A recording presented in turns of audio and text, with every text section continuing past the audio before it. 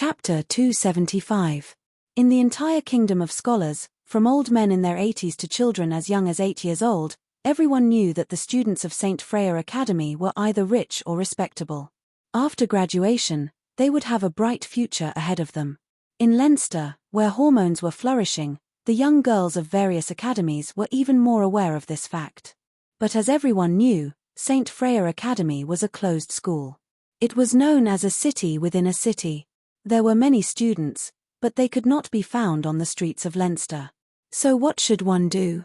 The easiest way was to go to the state-run Wisdom Library. This treasure trove of wisdom that was open to all humans had very relaxed conditions for Leinster students. Because of this, it became a gathering place for students from other schools. For some playboys, this was a place for romantic encounters, but for Luo YA, it was a little noisy. Strolling towards the paid personal reading room, Luo YA began to rummage for his St. Freya Academy ID in his pocket. As a student of the school, he did not need to pay for his personal reading room immediately. Instead, he would receive a bill at the end of the semester. But as a ring-bearer, Luo YA could use the public funds to pay for his reading room, so he did not even need to keep an account. All he needed to do was show his ID. Luo YA queued up to the front desk. After showing his student ID and the ring of green rose, the staff immediately became more enthusiastic. They even pointed out the brightest and brightest rooms for Luo YA. The black-haired boy thanked them politely and picked the one closest to him. It had to be said that ring-bearers were treated well in the school. Not only were they respected, but the access to the state-run Wisdom Library was also higher than that of ordinary students. This was a great help to Luo YA, who only gained experience by reading historical documents. The personal reading room in the state-run Wisdom Library was not bad. Although it could not be compared to the Nuo Arius personal reading room in the Holy City Royal Library, it still had a simple academic style. A table, a chair, a small bookshelf for books, a coat rack for clothes, a lamp, a white notebook, and a pen. These were all the items in the reading room of the National Wisdom Library. It could be said that it carried out pragmatism and was full of academic style. As a student, Luo YA agreed with this. As a student, he should learn knowledge and temper his will, not indulge in luxury. The environment of the library in the Holy Capital was good, and Roha's identity was the young master of the Acate family, so there was nothing wrong with using the library. But as a student of the St. Freya College, Roha preferred to be simple. Sitting on the chair, Luo YA began to study by himself. With no one to disturb him, the teenager's reading speed increased a lot. The ability brought by his bloodline allowed him to read the real part of a book without too much time and extract the essence of a book in the shortest time possible. After 2 nights of dreams, Luo YA could basically confirm that the location of his battle was near the academy. Then, after understanding the enemy in the dream, Luo YA should also understand the battlefield of St. Freya Academy. As a new student, Luo YA was not familiar with the various facilities of the academy. If he was surrounded by enemies and did not even know how to escape, this was undoubtedly very disadvantageous. Luo YA had to attend classes every day and did not have much time to walk around the academy, so looking for the academy's architectural design here seemed to be a good choice. Thinking of this, Luo YA went to the library area, but not long after, he looked at the rows of bookshelves and felt troubled. The academy's architectural design, this kind of thing is usually not open to the public. Where can I find it? The latest version of St. Freya Academy's map is located in the library area 3, on the 12th bookshelf, requires a certain level of authority to borrow it. Is that so? Thank. Hey. Hearing the answer, Luo YA turned around and thanked him, but there was no one behind him. This overly strange situation made the youth widen his eyes and look around, but there was only a forest of bookshelves nearby, and the surroundings were also silent. Hey, where's the person? There was a female voice just now.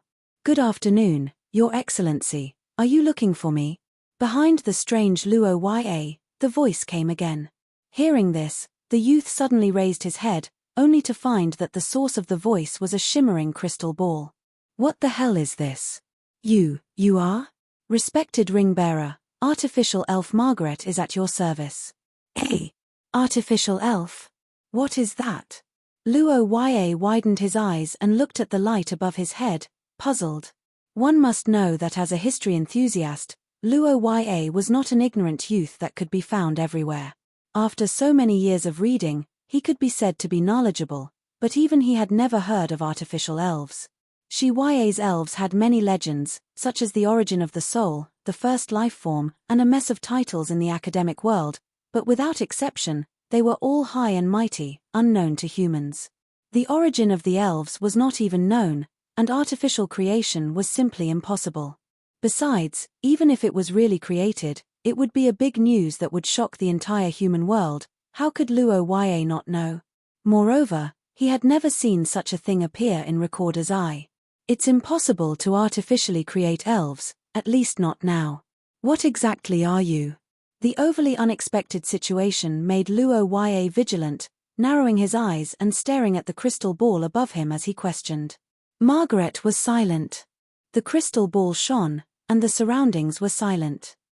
Under Luo Yue's sharp gaze, after a long time, the artificial elf finally gave another explanation. Sorry, your authority has not reached the level of unlocking, please understand.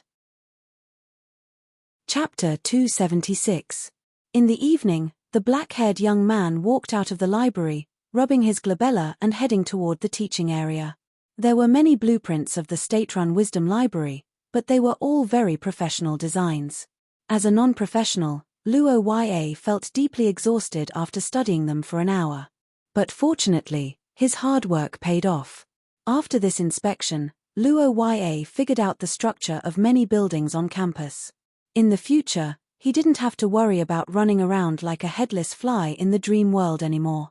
And after completing a part of the mission, it was time for him to face his strict teacher again. As usual, Luo Yue walked carefully in the cloak and gave the same command that left him speechless. He pushed open the door to classroom 14 of the first teaching area and gazed at the young lady standing on the podium. His heart couldn't help but skip a beat.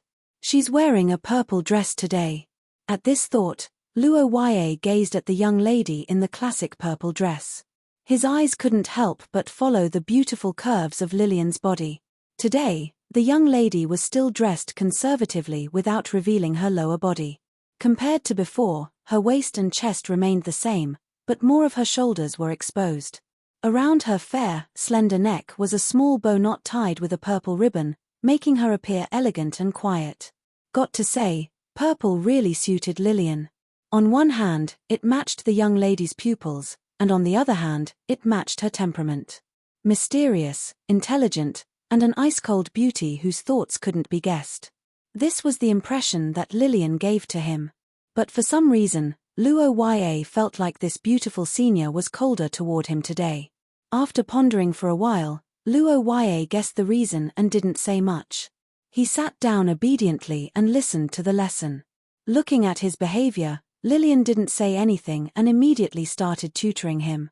No matter what her attitude was, no matter if she was in a negative mood or not, there was no problem with Lillian's tutoring. Her tutoring was as precise and elegant as her swordsmanship. The most frightening thing was that she would always answer every question before Luo Yue even asked a question. In fact, she would even answer the question 1 second before Luo Yue asked a question. This made Luo Yue suspect that she had some sort of mind-reading ability. But it turned out that Luo Yue was overthinking things because Lillian's explanations were comprehensive. She wouldn't stop just because Luo Yue had mastered the part. The young man was helpless about this. But in the process of one-on-one tutoring, Luo Yue didn't dare to slack off in front of his senior no matter what. At the end of the day, this tutoring class was a free meal, and he had even used Chris's favor. If he didn't take it seriously, it would be impolite. Luo Yue was conscientious and meticulous in class. Perhaps Lillian was satisfied with his attitude, so halfway through the class, the two of them started practicing combat. Luo Yue couldn't learn how to control spell power, but it was different for spell power compression. It was first born out of the energy school and mainly pursued the use of spell power. As for putting it into practice, it was fencing. Of course, this fencing wasn't really fencing. Both sides weren't using real swords. Instead, they were using spell power compressed by their own spell power. To put it bluntly, it was Luo Ya's hemp rope. The rules of the competition were simple. Both sides slashed at each other, and whichever side's sword broke would be the loser. Then, a scene similar to the first lesson would take place. Crack! With a soft sound, Luo Ya's hemp rope was cut in half in the collision. The young man looked at the broken spell power in his hand and sighed before reforming it. Meanwhile, Lillian guided him calmly from the side. Didn't I say it before? It's useless to be rough. You need to improve your technique. You don't need to compress it after it's big. Instead, you need to change it from the start. What you're releasing now is like water. You need to make it thicker from the start. Only then will you succeed. Perhaps because Luo Ya's mistake was too obvious, Lillian gave a rare long speech. However, the black-haired young man wasn't enlightened at all. Instead, he had a strange expression on his face, especially when he saw the two of them in their current positions. Spell power fencing was basically done with one's hands. It felt a bit like fighting with chopsticks. That was why Lillian walked down from the podium and stood in front of Luo Ya. Now, the young man's face was facing Lillian's slender belly. Luo Ya's spell started shaking around in the young man's head again, causing his face to turn redder and redder. For some reason, he felt a strange itch in his heart. For a moment, he didn't know whether to look up or down. What are you waiting for? Start over. An indifferent and cold voice sounded in the young man's ears, causing the feverish Luo Ya to come back to his senses. The young man looked up at Lillian and realized that his senior sister was waiting for him with a glow in her hand. No, I have to get my mindset right. What does her belly have to do with me? Clenching his teeth, Luo Ya began practicing again. With Lillian's guidance, Luo Ya's stick finally improved. After more than 10 times, Luo Ya finally withstood a blow. Looking at the red stick that withstood the blow, Luo Ya instantly became spirited. Senior sister. Mine. Crack. But unfortunately, before Luo Ya could raise his head to express his joy, Lillian swept her sword across and broke his waist. Luo Ya's smile froze on his face, and he couldn't continue his sentence. After blinking his eyes, he could only lower his head silently and continue gathering spell power. But perhaps Lillian realized that she had conveniently dampened Luo Ya's enthusiasm. After a slight pause, she stopped her movements, pondered for a moment, and said, just like that. Just like before. Continue. Chapter 277. In classroom 14 of the first district, Luo Ya maintained a calm expression and breathed a sigh of relief. On the other side, Lillian Archman was also a little relieved. The black-haired girl put the teaching utensils back in place, then tidied up her clothes and prepared to go out. However, before Luo Ya said goodbye to her, Lillian suddenly stopped as if she remembered something. What's wrong? The black-haired boy saw Her Royal Highness Empress, who stopped and turned around. He was worried again, fearing that the girl with great power would go back on her words. However, what he didn't expect was that Lillian didn't come to take back her decision about Paul. Instead, she came to deliver something. This is for you. Hey! The black-haired girl walked quickly to Luo Ya. Suddenly, she took something out of her pocket and put it on the table. Luo Ya looked at the table strangely. The next moment, his eyes widened and he fell into a daze. Under the illumination of the light, a pink furry and cute rabbit plushie was lying quietly on the table. Its eyes were made of small rubies, its body was made of high-quality fabric, and its ears were stuffed with something that made them look plump and elastic. Senior, this is Curse Vessel Communicator. I'll lend it to you temporarily. Hey! The black-haired girl looked at Luo Ya's eyes and explained in a flat tone, it's suspicious if you go out at night. I will tell you through this during the tutoring time in the future. You should know how to use it, right? I know, but, the black-haired boy picked up the rabbit doll on the table sluggishly. His head had not recovered until now. Curse Vessel Communicator was a common means of communication within St. Freya Academy. It was sold in pairs. Generally speaking, as long as both parties with the communicator were near the central campus, then the words written by one party using the paper in the communicator would also appear on the paper of the other party. This small curse vessel, which was convenient to use in a certain area, was very popular in the academy. Luo Yue naturally heard about it. It was not surprising that Lillian used this to contact him, but why this shape? A pink fluffy doll was nothing for ordinary girls, but Lillian, is this your inner style? Luo Yue looked up at the cold beauty in front of him, then looked down at the communicator with the girlish heart. His cheeks twitched for a moment. Lillian seemed to find something wrong with Luo Yue, and her voice suddenly became indifferent. Is there a problem? The cold whisper came into his ears. Luo Yue couldn't help but shiver. He knew that his performance was too obvious and irritating Lillian. At the critical moment, the boy picked up the rabbit doll on the table. When he looked up again, his eyes were shining. When he raised his head again, what a beautiful communicator. This logo is the coffee shop opened by the reclusive curse object master on the commercial street. In other words, this is the super rare limited edition doll curse vessel that can only be obtained by the first guest who enters the door on the day the curse vessel is completed every year. It's amazing. Senior, how did you get it? Luo Yue recalled the girl's anecdote that Xia Luote popularized. He rubbed the fluffy doll and asked with a smile. Hearing Luo Yue's words, Lillian blinked with some surprise. She didn't expect the boy to know so much. The atmosphere around her relaxed a lot, and the girl thought for a while and replied, "It's not difficult. As long as you figure out the date of her purchase in advance, then observe her daily free time and do some calculations, you can roughly lock the time range of the curse vessel's completion within a few days." You actually calculated to this extent for this thing? How much do you like it? Luo Yue complained wildly in his heart, and the smile on his face couldn't be maintained. He pinched the rabbit's elastic fluffy ears in his hand and hurriedly thanked her.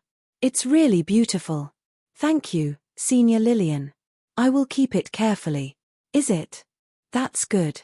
The black-haired girl said calmly, then turned and left the classroom. Luo Yue looked at the closed door for a long time, then he looked at the fluffy doll in his hand. Suddenly, he felt that he understood Lillian better. The thing she likes is actually so girly. This is not even the content in the game. But thinking about it, Lillian's dressing actually has some girly elements, but she is too cold, so it can't be shown at all. Why do I feel that she's quite cute? Thinking of Lillian calmly using the rabbit doll communicator, Luo Yue felt that the picture was inexplicably cute. It made his stereotypical impression of Lillian fade a lot. There was just a problem. This thing, do I have to carry it with me every day in the future? Chapter 278. A month later. In the bedroom of Kang Hall, the black-haired boy on the bed opened his eyes with the sound of the alarm clock. It had been a month since the beginning of spring. The weather gradually warmed up, and the quilt on Luo Yue's bed became thinner. Amidst the ringing noise, the boy reached out and gently waved his hand, and the noisy alarm clock was turned off.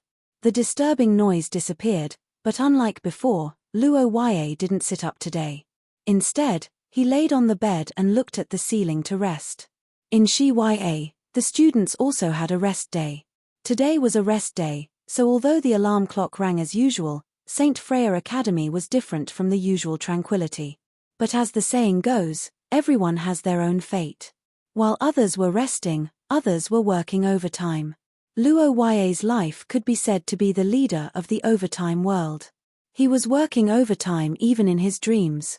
Sighing softly, Luo Yue raised his hand and looked at the black rose ring that was still flickering with a faint fluorescent light. His face showed a gratified smile of an old father looking at his child. It's good to grow up again, but it's really tiring. The black-haired boy recalled the situation in the dream and sighed. In the past month, because of the busy work, Luo Yue wore the black rose ring and only slept 7 or 8 times. Every time, he fought with the priority of safety. Basically, he carried out a one-on-one kill on the black-armored soldiers. After many battles, Luo Yue found that the only ones who had the ability to unify the campus at night were the black-clothed clergy. Since Luo Yue appeared, every time they went out, they would bring more than 5 guards with them. And when they weren't there, the black-armored soldiers would gradually disperse over time. Holding his forehead and sighing, Luo felt a headache because of the current chaotic situation. The only thing he could pray for was that he could quickly unlock the Black Rose ring and obtain the second authority, and get some clues from Margaret. During this month, Luo could be said to be extremely busy. Most of his thoughts were occupied by the faction and the consultation department. Fortunately, everything went smoothly. After Paul's hard work, Luo's Rose faction had reached the scale of dozens of people in a month. Although the number of Nuo Arya members was not much compared to Shia Luote, and most of them were still in the experimental stage, it was still a faction that was progressing rapidly from scratch. Today, the members of Luo's faction were mainly local students of the country of scholars and the children of aristocrats of small countries other than several major countries. They were all well behaved after preliminary observation. After Luo delegated power to the original protagonist group, Paul also successfully found one of them. Jarek Stevenson, grey hair, blue eyes, short height, relatively thin, and handsome face. He was the son of the Marquis of Penda, the country of knights, and Paul's roommate. In the original recorder's eye, he was the good brother of the protagonist Paul and a character who would be of great help to Paul in the future. The Stevenson family was a great aristocrat of Penda, the country of knights. It had a history of hundreds of years. Many of the family's martyrs had participated in the war against the aliens. It could be said that they had many famous generals. They belonged to a military family similar to Luo's Akate family. Of course, in terms of size and influence, the Church of St. Maister was far superior to Penda. The Akate family's status as one of the 5 major aristocratic families was also far stronger than the Stevenson family. Therefore, although they were both sons of marquises, strictly speaking, Jarek's status was far inferior to Luo. Even so, he was still a famous aristocrat. So the question was, why did such a famous family's son, who normally lived in a single room, become Paul's roommate? The answer to this question puzzled Paul for a while until Jarek came to see Luo. In order to show his sincerity, he told him everything. To put it simply, this young master sneaked out because the Stevenson family did not support him to come to St. Freya Academy. Yes, this was the reason why Jarek sneaked out. In fact, in the current student file, Jarek was also using a fake identity. He was using the fake identity of Penda. On paper, he was the son of a businessman and had nothing to do with Penda. When he heard this, Paul was stunned. He looked at the thin man beside him. No matter what, he did not expect that the person who shared a room with him every day was the son of a marquis. At the same time, he was very puzzled that the Stevenson family did not support him to come to St. Freya Academy. In Paul's opinion, the opportunity to become a student of the academy was a dream of many people, but Luo knew a thing or two about this kind of situation. In fact, the problem was not with the Stevenson family, but with Penda. To put it bluntly, Penda was a more abstract country. A considerable number of their traditional aristocrats had the following thoughts: what? Curses. That's something only girls use. Real men should just go up and chop them. It's normal to chop them to death.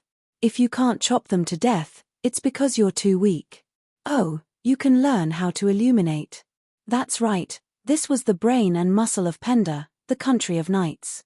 It was also the reason why Penda, a big country, had the lowest percentage of students in St. Freya Academy.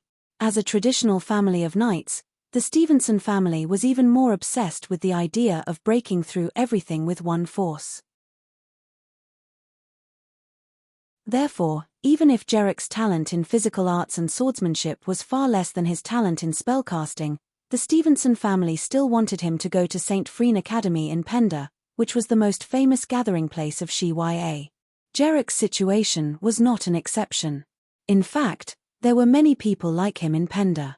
Most of them listened to the arrangements of their families, but a small number of them did not want to waste their talent and would find ways to change their identity and go to St. Freya Academy to study. The so-called industrial chain was created to meet this demand. As for young Master Jarek's situation, it was actually because he did not bring enough money when he ran out. After a lot of trouble, he did not have much spare money when he arrived in the country of scholars, so he could only live in the cheapest two-person dormitory. After listening to the grey-haired youth's narration, Paul completely understood the situation of his roommate. He lamented that the Marquis had condescended to his status. Luo Ya and Jerrick's eyebrows twitched at the same time. "Have you forgotten that you're a prince?" Luo Ya thought so in his heart, but he did not refute it. Instead, he carefully thought about the situation of Jerrick, the new member. He, who knew part of the plot of Recorder's Eye, actually knew that the reason why the Marquis' son from Penda came to study here was actually only half of the story. If he remembered correctly, the biggest reason why he chose St. Freya Academy instead of St. Freya Academy was to avoid his fiancée, a daughter of the Duke of Penda named Brittany. Unfortunately, his plan was destined to end in failure because Brittany was also a member of the protagonist group. If Luo Ya guessed correctly, she should already be on her way here. Brittany's arrival would cause a commotion, but in the end, she would choose to stay in St. Freya Academy and join the consultation department. In other words, Luo Ya basically obtained two capable people at once, and both of them were the sons of powerful nobles in Penda, the country of knights. After confirming that the faction cadres had a living allowance and lived in Kang Hall for free, Jerrick officially applied to join. After Luo Ya approved, in order to frustrate his arrogance, he had a battle with him in the arena.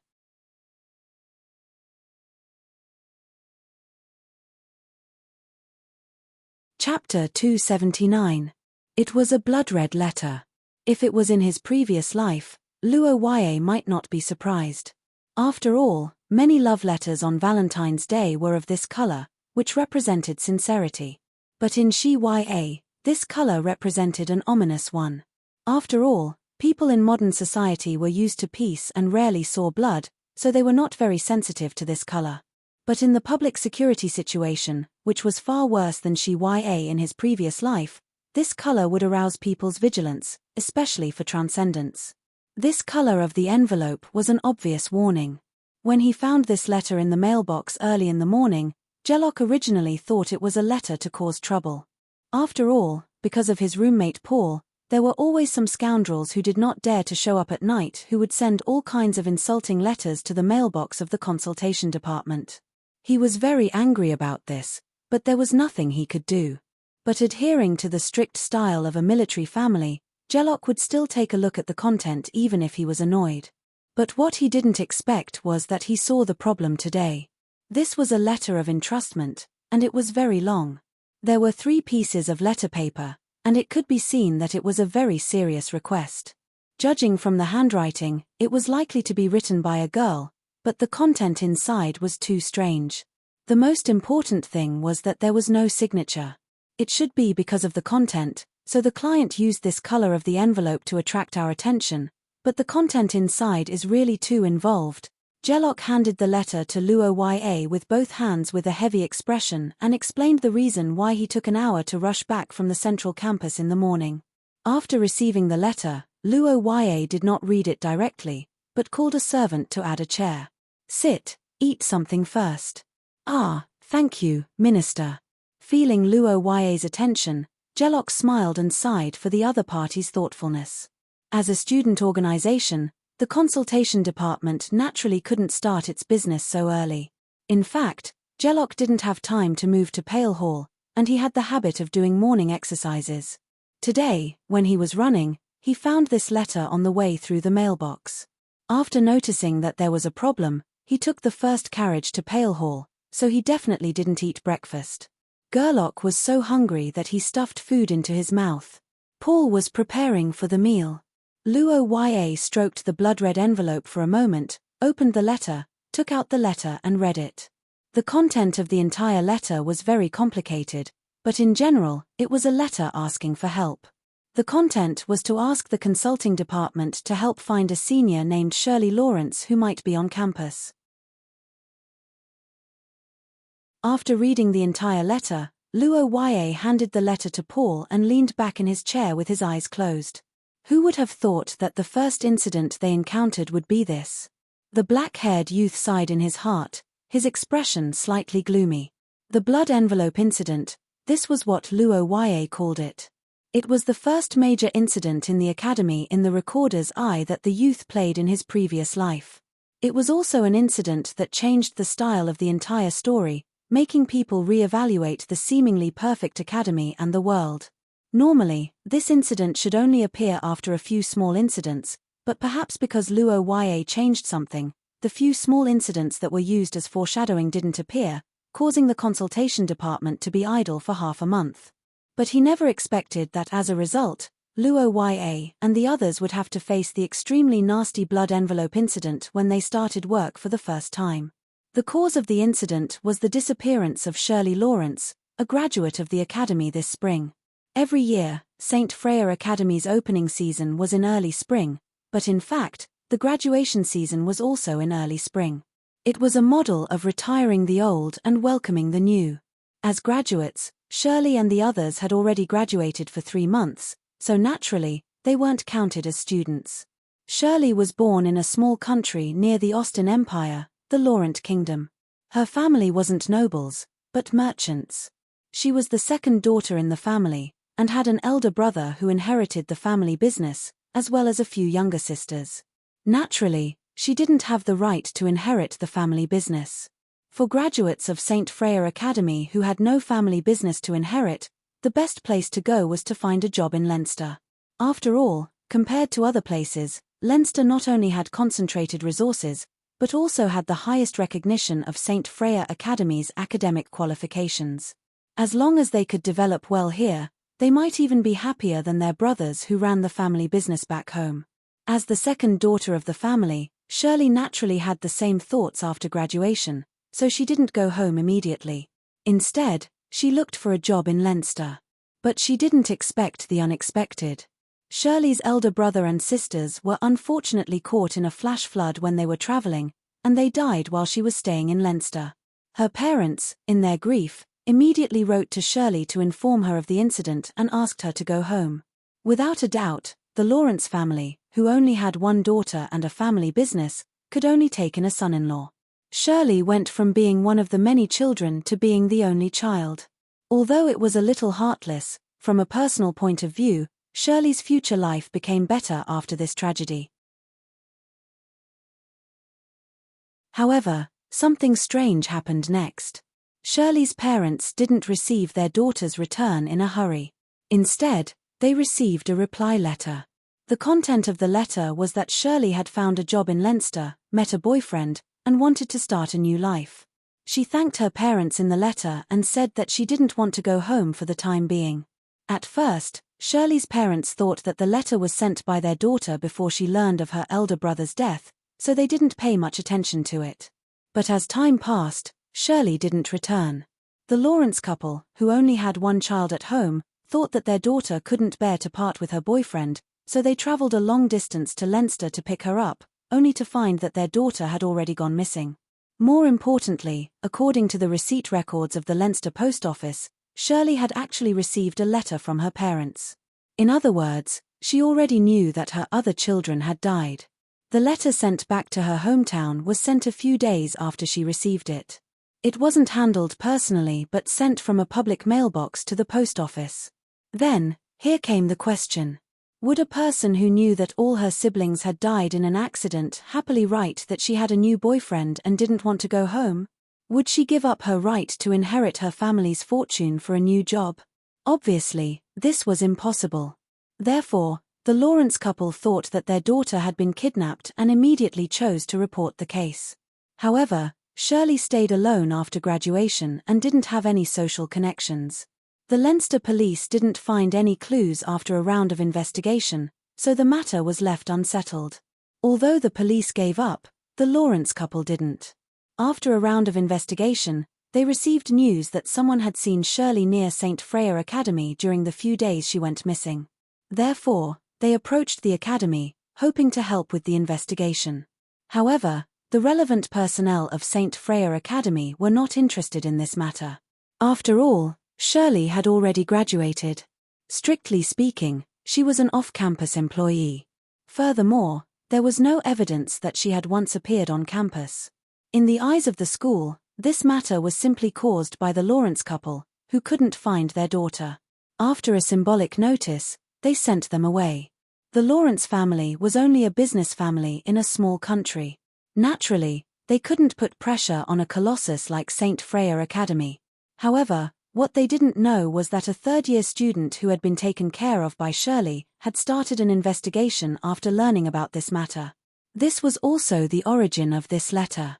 The content of this letter is really complicated.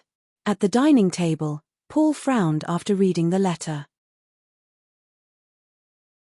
He could clearly feel that this request was different from the rest. Usually, the requests that the consulting department received were at most about the difficulties that the students encountered in their lives. However, the content of this request was far from trivial. It actually involved a missing person case, and even carried a hint of danger. If this letter was true, then accepting this request was equivalent to the consulting department participating in the investigation of Shirley's missing person case. Once they found clues, it was likely to involve a crime, and the impact would be huge. This was also why Jellock had hurriedly come to Luo YA after reading the letter. However, if they didn't accept this request, once Shirley was really still on campus and something happened to her, Paul and the others would inevitably blame themselves.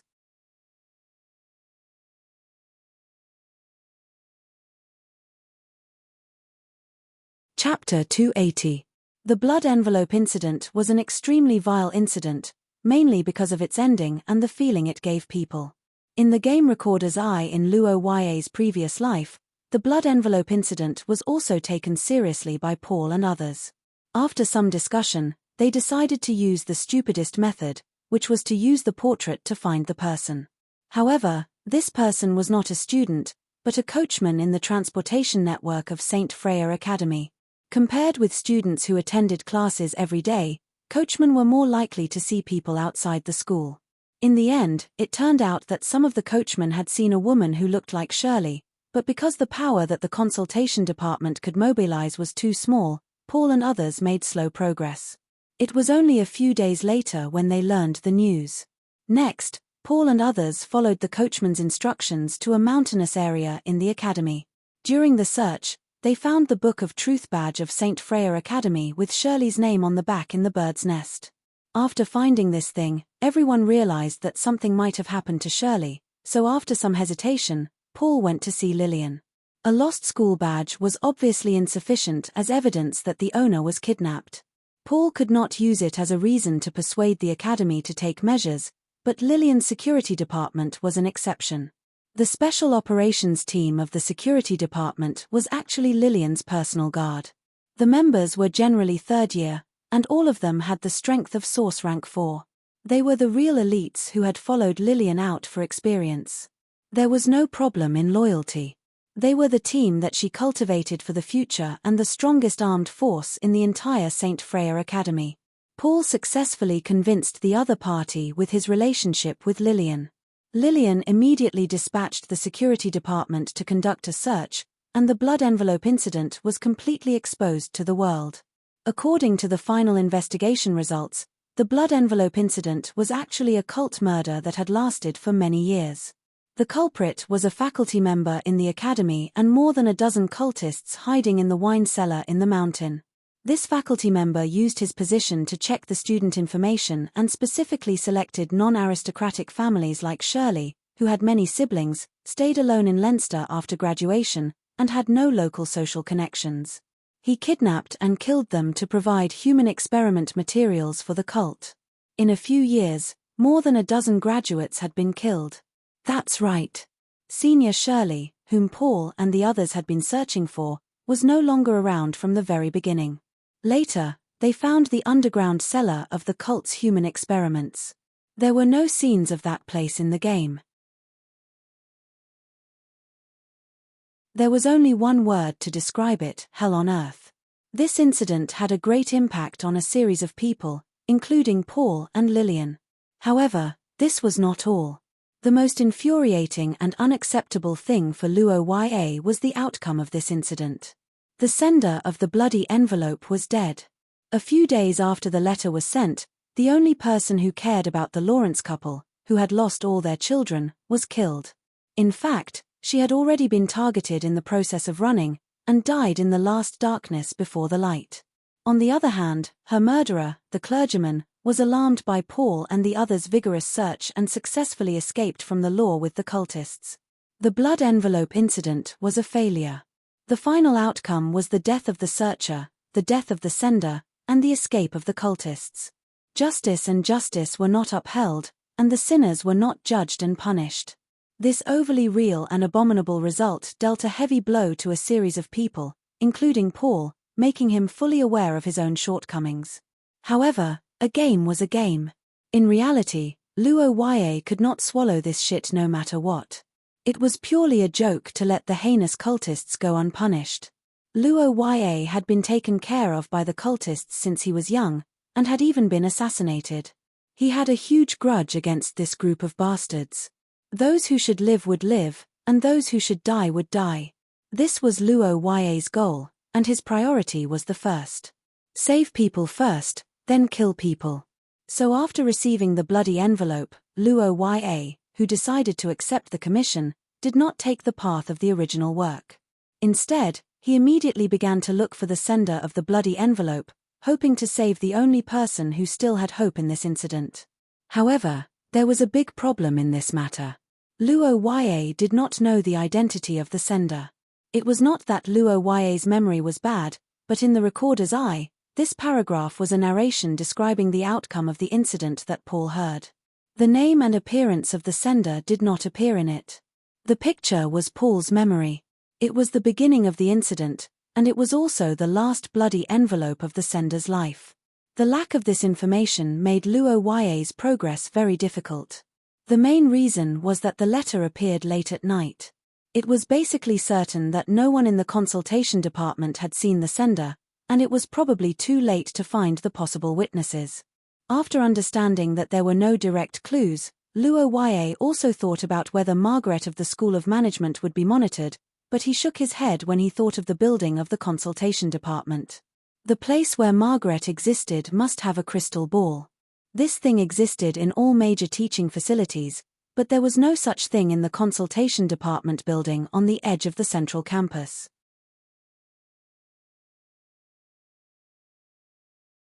There was no such thing in the entire student group activity area nearby. After all, Margaret was responsible for managing the college facilities, not the students. It seemed that the only clue was this letter. If he couldn't find it, he could only launch a large-scale search. Luo Yue at the dining table thought so. He opened his eyes and studied it with the other two people. Can you roughly deduce the sender based on this letter? After hearing that Luo Yue wanted to find the sender, Paul had no doubts and decisively supported him. After all, the consultation department was now the front desk of the Blue Rose faction. If they were mobilized on a large scale because of a fictional matter, they would undoubtedly be treated as a joke. Therefore, it was natural to find the sender first to confirm the authenticity of the letter before acting. Regardless of the reason, the three people had the same goal. Under the observation of Luo Yue and others, the sender's identity was indeed revealed. This girl should be from Austin. Hey! Brother Luo Yue, how did you know? The sentence. In Paul's surprised gaze, the black-haired boy narrowed his golden eyes and pointed to a sentence in the letter.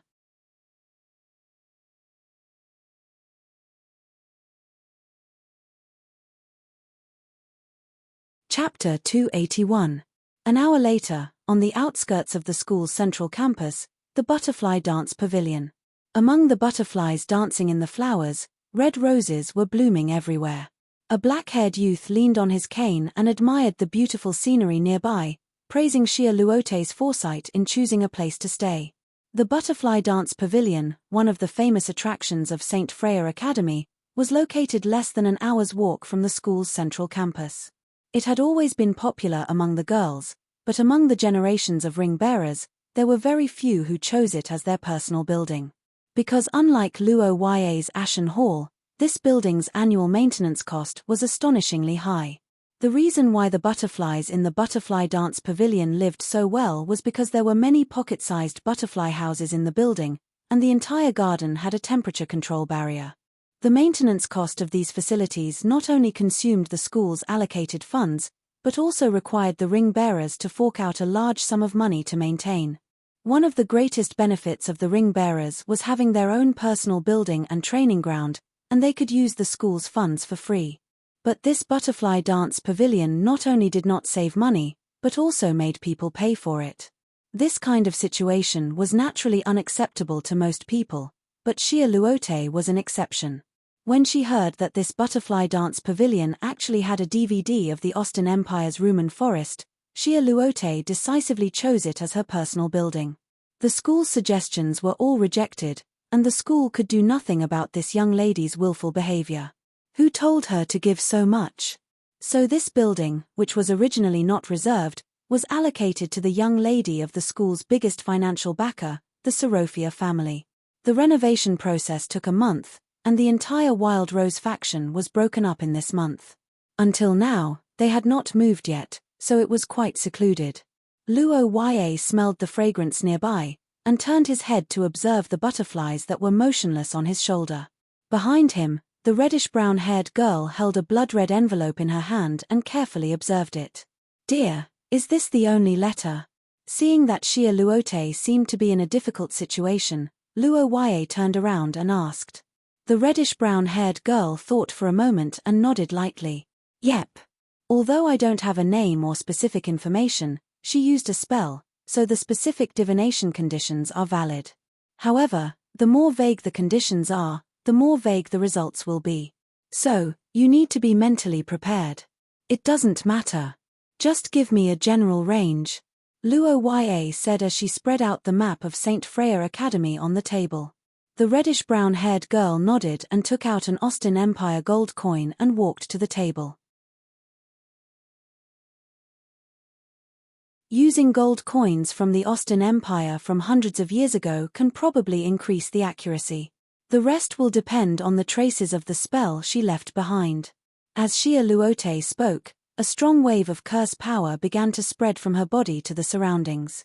Her ancient bloodline boiled under the influence of the young girl. A starry sky appeared behind Xia Luote, and an ancient god shadow protected her under its body. It held a scepter in one hand and a scale in the other. It was the arbiter of fate. Ding! At this moment, light gathered in Xia Luote's hand. With a flick of her finger, a dark golden coin was thrown into the air. After a long flip, it landed on the table where the map was placed. After bouncing for a long time, the coin was deducted, and the final result of the divination was revealed. This place is, the reddish-brown-haired girl's spell power slowly retracted, and the golden divine elephant also disappeared. Xia Luote walked to the side of the map and looked carefully. She found that the coin was located in a dormitory area near the central campus. This is the third dormitory area. The buildings are relatively new and close to the commercial street. It's a single-room dormitory, and the accommodation fee is more expensive than the first dormitory area. Generally, it's for the wealthier nobles, and most of them are girls. The black-haired boy recalled the map of the academy and the information he collected in the past month. He gently picked up the coin on the table and revealed several buildings in the southwest corner of the third dormitory area. His heart that had been hanging in the air finally relaxed a little. "Dear, is this okay? If it's in the dormitory, the flow of people." "No, it's enough." Because the third dormitory area was relatively high-end, the buildings only had 5 floors, and each floor had 2 residents. In other words, each building had only 10 people, and there were about 100 students in the southwest corner. Among these 100 students, it was impossible to find a girl who was born in the Austin Empire, who was good at the School of Transformation, and who was in contact with Senior Shirley. As for the specific investigation, it was actually a small problem, because Luo Yue was not alone now. The entire consultation department, as well as the Green Rose faction behind her, would take action. Save the sender and bring the villain to justice. This time, it must be. Luo Yue tapped her fingers on the table and made up her mind. In the evening, Luo Yue walked alone in the shadows of the dusk, looking at the road ahead silently. After Xia Luote divined the approximate living area of the sender this afternoon, the members of the Green Rose faction, which Luo Yue belonged to, began to secretly investigate the residents in this area using various relationships and reasons. So far, half of the people had been investigated. Although there were no results for the time being, it was estimated that they would be able to lock onto the target tomorrow. According to the situation of the original work, the sender was killed by the teacher a few days after the letter was sent. In general, there was still enough time left for the consultation department, so Luo Yue was not too anxious. Instead, he was steady in his anxiety. After handing these matters over to Paul and the others, he did not intervene.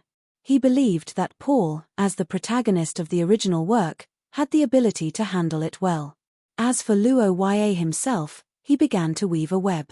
Although the mastermind of the series of serial murders of graduates was the teacher, the purpose of the blood envelope incident was to provide the evil cult with human experiment materials. The real root of the evil was the cult. If he did not eradicate it, how could he face the students who were tragically murdered? At least, Luo Yue would never be satisfied.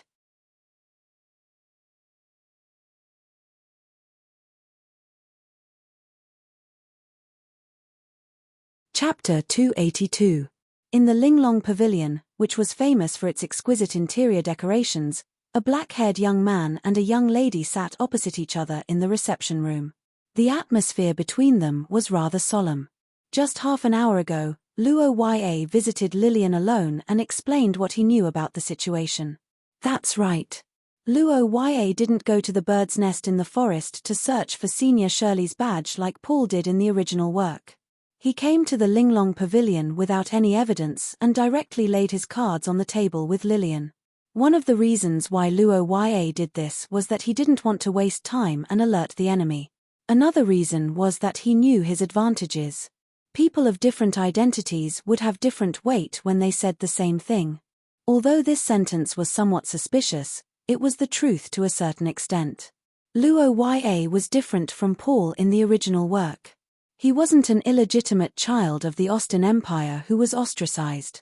Instead, he was one of the 6 ring-bearers who had the highest decision-making power in St. Freya Academy. The consultation department was no longer a small fry department, but a powerful department supported by the members of the Blue Rose faction. As long as it came from Luo Yue's mouth, it carried considerable weight even if there was no evidence. And the relationship between Luo Yue and Lillian was no longer one of Paul's request for help in the original work. Instead, it was a collaboration. Luo Yue's consultation department would provide specific information on the possible hiding spots of the cultists and provide some support. The Nazis' Special Operations Team would be the main force in the encirclement and suppression operation.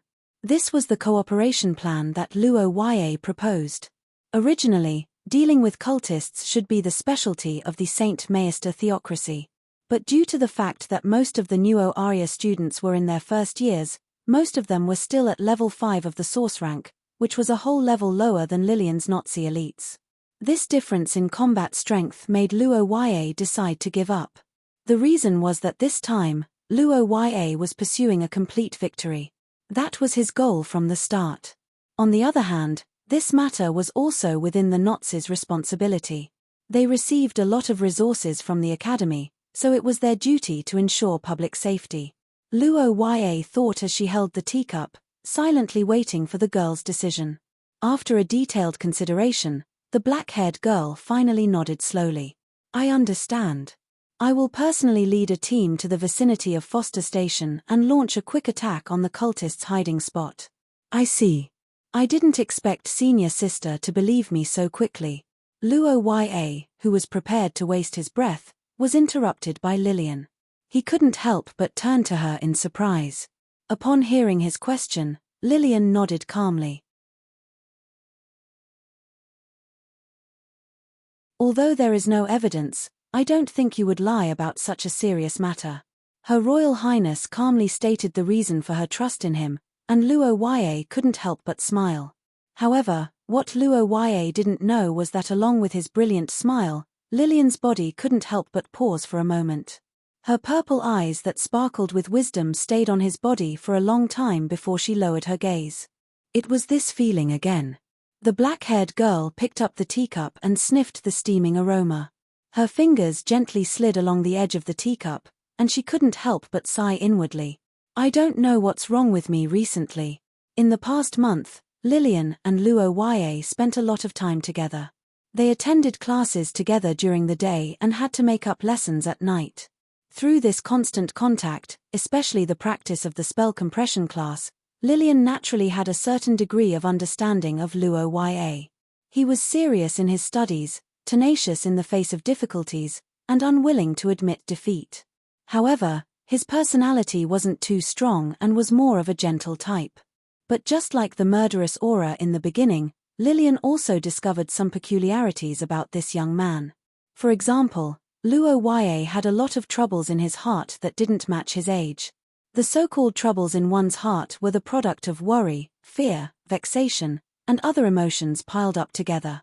Its creation was inevitably accompanied by enormous pressure. In other words, Luo Ye lived in a high-pressure environment almost all year round. Before coming into contact with Luo Ye, Lillian couldn't imagine this at all because Luo Ye had almost no external reaction to this pressure. He was probably used to it. Perhaps the people around him and even Luo Ye himself didn't realize it. But in the process of interacting with his spells, Lillian inexplicably felt like she could read him. If Luo Ye was a book, then Lillian's tutoring was like accidentally flipping open the cover of the book. The interaction of spells was like reading time. Although it wasn't long every day, it constantly deepened Lillian's understanding of Luo Ye. More importantly, Lillian's state of mind gradually changed. Lillian had a strange emotion that she didn't know where it came from. It was a wonderful emotion mixed with heartache and pity. This emotion made the usually cold Lillian think of some inexplicable things when teaching Luo Ye. Was it too harsh to say that? Considering his enthusiasm, it was fine to go easy on him a little. Such thoughts that had never crossed Lillian's mind when she was tutoring Luo Ye in the past flashed through Lillian's mind. Lillian liked how Luo Ye would smile brightly whenever he improved or when he heard her ambiguous words of praise. She couldn't help but stare at Luo Ye for a while every time. Fortunately, Luo Ye was quite slow in this aspect and didn't pay attention to it. On the other hand, Lillian hated how disappointed he was. Every time she saw him, she would feel as if something was pressing down on her heart. She would subconsciously tone down some of her harsh words. This time, Luo Ye came to visit her alone. It wouldn't be an exaggeration to describe what he said as shocking. But even so, Lillian still believed him after analyzing the situation. It could be said that this was inseparable from the 1 month they spent together. You said before that the consultation department has identified 2 suspicious locations. In that case, my operation team will also be split into 2. We will each lead a team. That way, it will be safer. Lillian took a sip of tea as she sensed the subtle emotions in her heart. But to her surprise, Luo Ye actually hesitated after hearing her words. Then, he said something that Lillian couldn't help but frown slightly. "Senior sister, I have some other ideas about this." The black-haired young man thought for a while and told her his battle plan.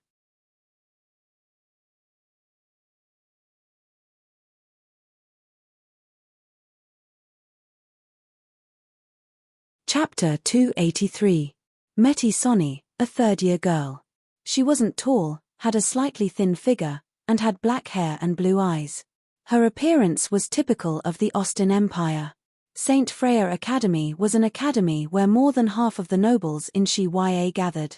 Although the Sonny family had some assets, the identity of a viscount's daughter wasn't that noble. In addition, Meti's results in actual combat were mediocre. Therefore, even though she was a third-year Austin, she didn't join Lillian's Purple Rose faction. She met Shirley in a small musical instrument club. The 2 of them were juniors and had performed together at the Academy's anniversary last year. It could be confirmed that they had a deep friendship. After reading the entire report, the black-haired young man at the end of the long table crossed his arms and pondered. On both sides, Paul and Gerlock, who had heard Luo Ye's summary of the incident, also had heavy expressions, waiting for the next instructions. They had to admit that the current situation had completely exceeded their expectations of this strange department. Originally, Paul only wanted to set up an organization to help students in trouble, just like how Luo Ye had helped him. The worst-case scenario was to prevent school violence. But now, they were unexpectedly involved in such a terrifying incident. That's right, this blood envelope incident was a cult incident that involved dozens of murders. It was a major case in any country's capital. What was even more terrifying was that this incident was like all other cult incidents. Only a small number of people could fully believe it. The teaching staff couldn't be trusted, the coachmen couldn't be trusted, and the majority of the students couldn't be trusted. They could only rely on some members of the two factions. The third-year students who had experienced experience were still fine, but for the first-year students who had just entered the academy, this test paper was seriously out of their scope. In the quiet conference room, Paul repeated his deep breaths. His palms were sweating. In his half-year life as a prince and more than 10 years of farming life, he had never seen such a huge evil act. Gerlach, who was sitting opposite him, also had an ugly expression. The reason why the two of them were able to remain calm was largely because of the black-haired young man in front of them. After discovering their situation, Luo Yue opened her golden eyes and calmly persuaded them. Remember, don't panic when you encounter something big. It's useless to panic. Looking at the immature Paul in front of him, Luo Yue understood in his heart, but he also knew that this was something he had to go through. A truly strong person isn't someone who doesn't know fear, but someone who can overcome fear. A truly noble person isn't someone who doesn't know evil, but someone who can resist evil. Paul can become that kind of person, but it still takes time and a little help from Luo Yue occasionally. This raid on the evil cult gathering point is a joint operation between our two factions. Although Blue Hall's strength isn't enough, we still need to send some people. That is, the two of you and the elites who have been in the source class for more than a year. To all of you, my only request is for you to be safe. How many of you go must return? Don't fight with Purple Rose for credit. We have worked so hard for so long. Our only goal is to see justice be served. Nothing else is important. In terms of the combat power of the team, your level has already far surpassed that of an ordinary judgment team of the Holy See. The only flaw is that you are not mentally prepared. We can't make up for this, so we might as well not make up for it. I'll just talk about my personal experience instead. Luo Yue stared at Paul and the others in front of him and said concisely, "Kill him, Minister. Remember, I don't care about the difference in strength. When you see the evil cult members, kill them. I don't need the evil cult captives. What I need is for you to come back alive. If anything happens, I will bear the responsibility." Brother Luo Yue. Hearing the young man's words, Paul and Gerlach understood the style of this operation. They were moved. Luo Yue smiled. "It's good that you understand the focus of the operation. I can't care about the rest. After all, I have to carry out my own mission next." The black-haired young man said and silently picked up the information on the table. "Sorry, we don't have any news about Shirley here. She hasn't been here since graduation." "Oh, I see. Thank you, sorry to bother you." In the musical instrument store on the commercial street, a long-haired and artistic girl politely thanked the store manager after listening to his words. She turned her head and left with some disappointment. On the morning of the rest day, the commercial street was bustling with people. The dating couples were laughing and chatting happily. However, Melty, who was walking on the street, felt like she was in two different worlds. More than a week ago, Murdy met the parents of her former good friend, Senior Shirley, who had taken care of her. When they found out that Shirley was suspected to have gone missing in the academy, everyone else thought that it was the nonsense of an old couple who had lost all their children. Only Murdy was shocked and realized that something wasn't right. This was naturally not because the girl had any special ability. In fact, the reason why Melty was sure that Shirley was missing on campus was that she had a clue that others didn't know. That was the Curse Vessel Communicator. Curse Vessel Communicators were generally sold in pairs, and many of them were cute dolls. It was common for girls to give each other gifts to show their friendship.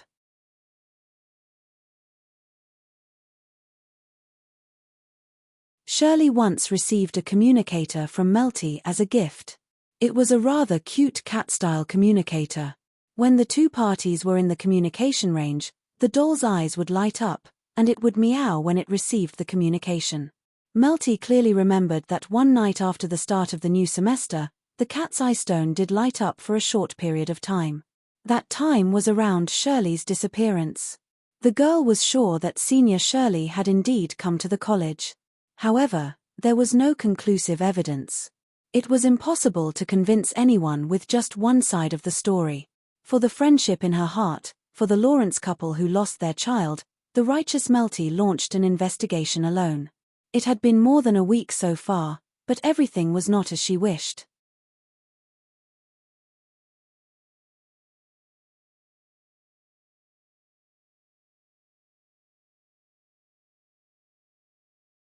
Chapter 284.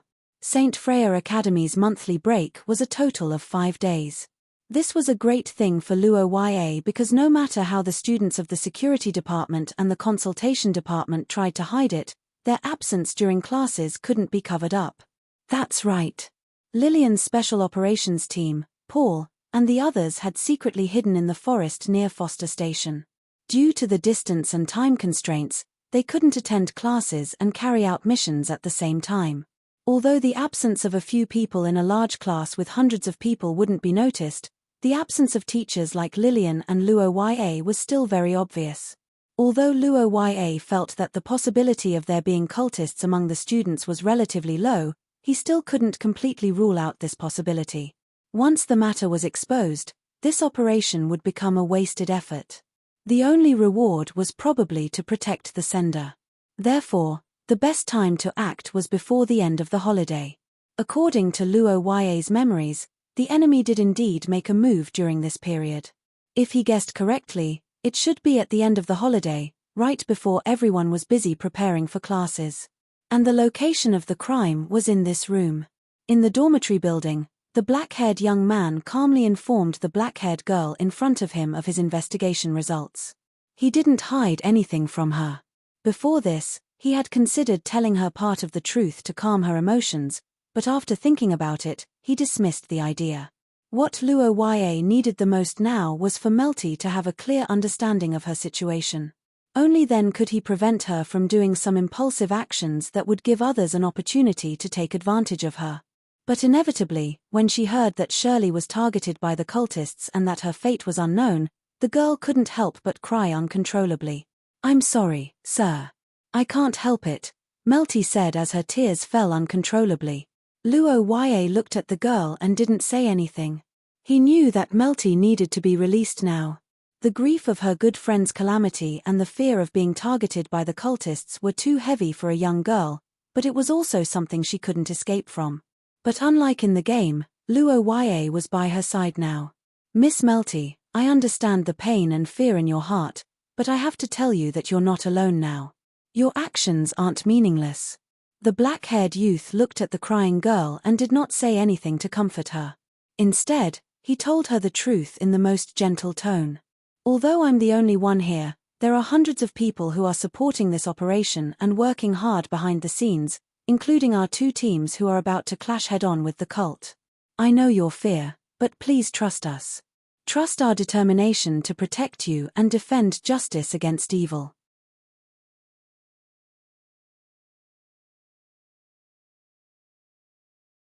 Senior Shirley's tragedy is heart-wrenching, but what you've done isn't in vain. Because of your kindness and integrity, we've learned of the numerous crimes that the enemy has hidden in the darkness. Countless people will be saved because of this, and the deceased will also be able to rest in peace. Miss Melty, you can be proud of yourself. At least, you didn't disappoint the name of St. Freya Academy's student. In this incident, you've done well enough. Under the youth's gentle praise, the girl finally burst into tears. The tiredness of the past few days also surged up. After a long time, Melty's crying gradually subsided. Only then did Luo speak of his purpose, which was to wait here for the main culprit and protect her. Without a doubt, Luo's purpose was risky.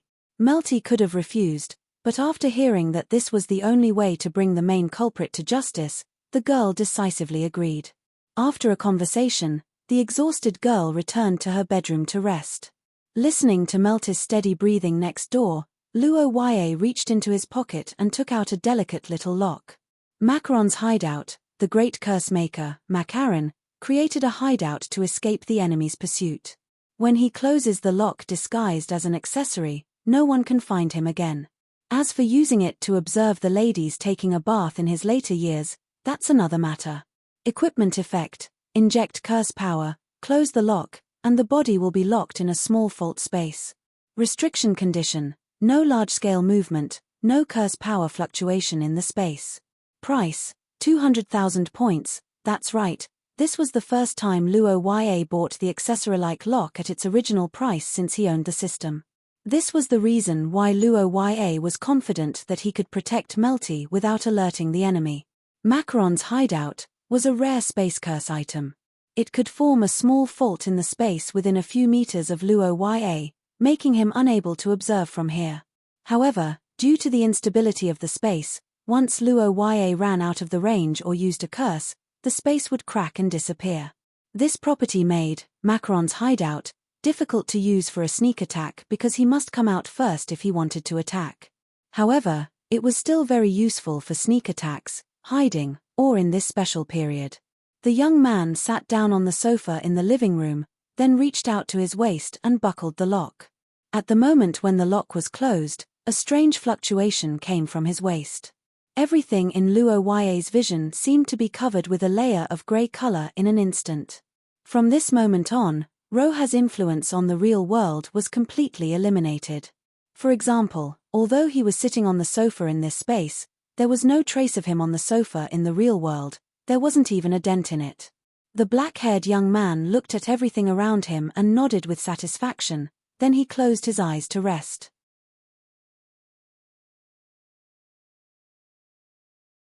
Look at what you've done, Matthews. In a dark room, a stack of documents on the table under the candlelight was slammed down. Two black-robed men sat opposite to each other at the table. One was a middle-aged man named Matthews, and the other was a masked man with a hoarse voice. At this time, Matthews, who was called by his name, bowed his head and did not speak. His eyes were on the top of the documents on the table. There was a portrait of a third-year female student at St. Freya Academy. Seeing Melty's portrait, Matthews thought for a moment and said with some respect, "I have noticed her, Sir Apostle. All her actions are under my control." "You don't need to worry. Under your control? Oh, that's why I said that you people can't do anything big. This kind of person who finds a problem should be dealt with immediately as soon as there is a sign. She has been acting for a week. What are you waiting for?"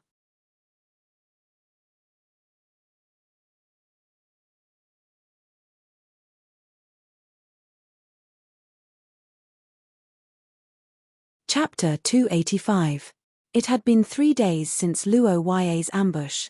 In these 3 days, Melty's life didn't change at all. According to her plan with Luo Ye, she still ran to a few fixed places every day. The commercial street, the musical instrument club, and the coffee shop were all places that Shirley had been to before. However, they were all public places with a lot of people during the holidays. Every time before nightfall, the girl would return to the dormitory with the crowd. She couldn't be alone, but she couldn't do nothing either. She had to ensure her safety and numb the enemy. This was Luo Ye's request for Melty. But it had to be said that this was a lot of pressure for an untrained young girl. Walking on the commercial street, Melty felt uneasy. Ever since Luo Ye told her the truth, the girl felt that she was being watched by someone. Although she tried her best to ignore it, the sixth sense was very serious today. A sense of crisis that was far stronger than usual grew in the girl's heart. Melty almost subconsciously understood one thing. The cultists were about to make their move. The girl's face stiffened and her hands trembled slightly. Her friends noticed that something was wrong with Melty and asked her about it with concern. The girl was silent for a moment. Luo Ye's warning and her senior's face appeared in her mind. In the end, she resisted the fear and smirked, attributing it to the pain of her period. This explanation was reasonable and didn't arouse anyone's suspicion. Melty followed the crowd back to the dormitory and closed the door. Then, she walked to the living room and hugged the pillow on the sofa. "Master, Are you there? I'm here. The voice echoed in the girl's ears. Melty held back her tears for a long time. The girl hugged the pillow to cover half of her face and apologized with a hoarse voice. I'm sorry, Master, Melty was sobbing on the side, and in the dark space, the black-haired boy was sitting opposite her, looking at the frightened girl and sighing. Hold on. I have a feeling that he will appear soon. This is the last moment. The gentle voice comforted the girl and made Melty nod slightly. After a long time, the girl wiped the tears on her face and finally forced herself to calm down. Master Luo Ye, I'm sorry. I'm too timid. No, you're already very brave. The black-haired boy looked at the strong girl and couldn't help but feel heartache. This tragedy really hurt too many people. Melty, who had persevered for so long, was almost at her limit. It's time to end it. The boy held the cane thought and silently made a promise. If I'm not wrong, there will be changes tonight. I swear to Shi Ya, I will protect you. There shouldn't be a problem. In the forest in the southwest corner of the third dormitory area, a middle-aged man wearing a teacher's robe coldly stared at Murdy's room. His hanging heart gradually calmed down.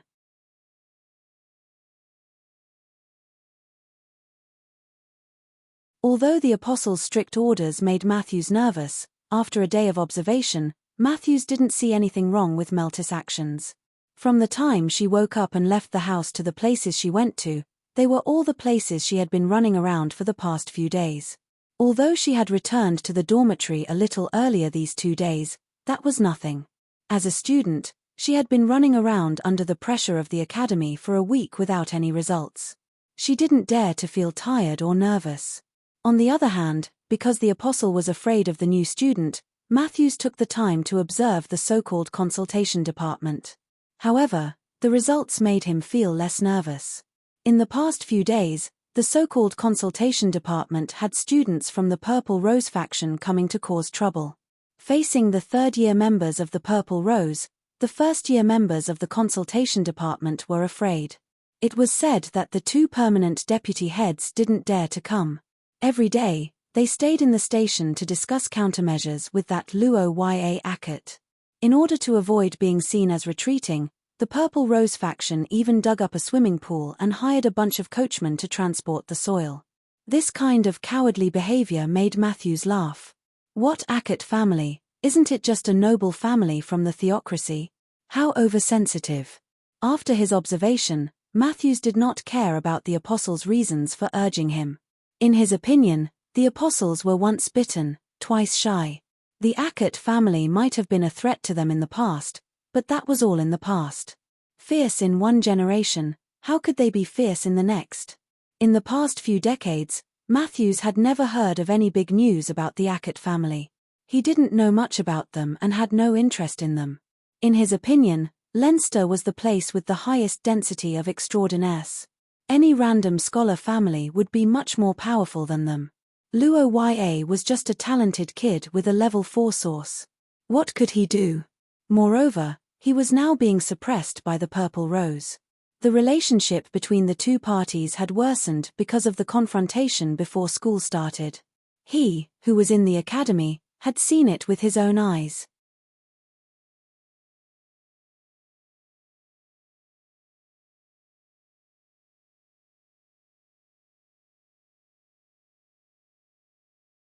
Chapter 286. After 3 days of not eating, drinking, or sleeping, Luo Ya successfully waited for the prey. At the same time, in the nearby forest, the black-haired girl opened her eyes at Paul's reminder. The twin stone was a magic or unique to Shi Ya. It was generally born when 2 were joined together. After being cut apart, when one of them was injected with curse power and emitted light, the magic in the other or would also be stimulated. A crimson light flickered in the small stone in Paul's hand like blood, as if reflecting the surging killing intent under Lillian's calm appearance at this time. The girl stood up, and the nearby guards in the name of the security department immediately stood up together and quickly divided into 2 teams according to the previous plan. Let's go. It was a simple sentence, but it carried a weight that was completely different from usual. In the darkness of the night, the group split into 2 groups and rapidly approached their destination. At the same time, The hoarse caws of crows rang out in the wine cellar. The butchers who were stained with human blood raised their heads and looked at each other. News from the bishop. There's a situation. Evacuate according to the plan. With the announcement, the cultists were busy, but they didn't know that everything was already too late. Screams. This was the sound that the soft-hearted Luo disliked the most in the past because it represented pain. When it appeared, it represented suffering and was often a harbinger of bad things. However, today's matter was different. In the house, listening to Matthew's screams, Luo's depression that had accumulated for 3 days seemed to have been vented. The smile on his face became more and more brilliant with the passionate tone of his voice. The screams of a sinner may not be pleasant to the ears, but it was indeed satisfying. The teenager who hated evil as if it were his enemy commented, while the person who screamed leaned against the wall with an ashen face. Fellow student, what are you trying to do? Attacking a teaching staff is a serious violation of the law and school rules. Matthews, who only had one arm left, roared angrily, eager to buy as much time as possible. Since Luo appeared here, the situation was obvious. The first-year ringmaster and his department, whom Matthew had always looked down on, had seen Meldis' letter. Not only that, but they also carried out a secret investigation and even released a lot of smoke bombs. Luo himself was waiting here. They had been exposed, so they had to retreat immediately. Matthew thought so in his heart, but on the surface, he looked like he was just passing by innocently. Secretly, he began to condense his curse power to control his injuries and prepare a killer move, waiting for the moment when Luo hesitated. Matthews was certain that he had to severely injure Luo before he could escape.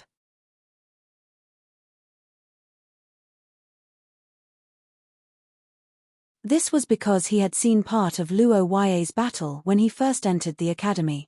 This was also the reason why he did not rush out of the room. Outside the dormitory was a forest with no mountains or rivers. Once they reached an open area, Luo's Gulandea would be able to unleash its full potential. Matthew didn't want to race against the huge skeleton on flat ground. That was undoubtedly a dead end. I'm just a teacher on patrol. I came in to take a look after noticing a strange spell fluctuation in this room. That should be why you're hiding here. What are you trying to do? With this thought in mind, Matthew asked the young man in front of him in a righteous manner. Under his realistic acting skills, Luo seemed to have really begun to hesitate. After a short silence, the black-haired young man's face flashed with surprise. He hurriedly asked, "You're a teaching staff of the academy. Do you have any evidence?" "I have a teaching staff ID in my pocket. I'm Matthew Scholar, the director of the Student Information Office. You're Luo, right? I know your mentor. I'll never let this matter go." "What? You're not a cultist who came to take Meldis' life?" This is a misunderstanding. The identity of a teaching staff played a big role at this time. The black-haired young man seemed to be really stunned by Matthew's mixed words. He was stunned at first, then he waved his hand in a panic. He eagerly explained while injecting his curse power into the cane. "I heard that this student was targeted by a cruel cultist, so I came to wait for her. I didn't expect to alarm my own people. This is really an unfortunate accident. Teacher, let me treat you." The black-haired young man picked up the cane with an apologetic expression. His face was full of guilt and sincerity. Matthew looked at the young man and then looked at the cane in Luo's hand. He could not help but be shocked.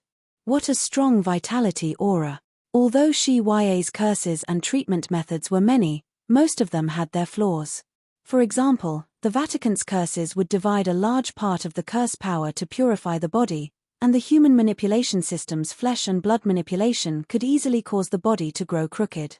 Only the form of vitality replenishment was the safest and most reliable treatment. Such an advanced treatment method must be very effective. Matthew, who had lost his arm and was in unbearable pain, thought so. His eyes lit up, and at the same time, he could not help but sneer in his heart. Hey, after all, he's just a kid. An idiot with strength but no experience. He panicked after a little scare.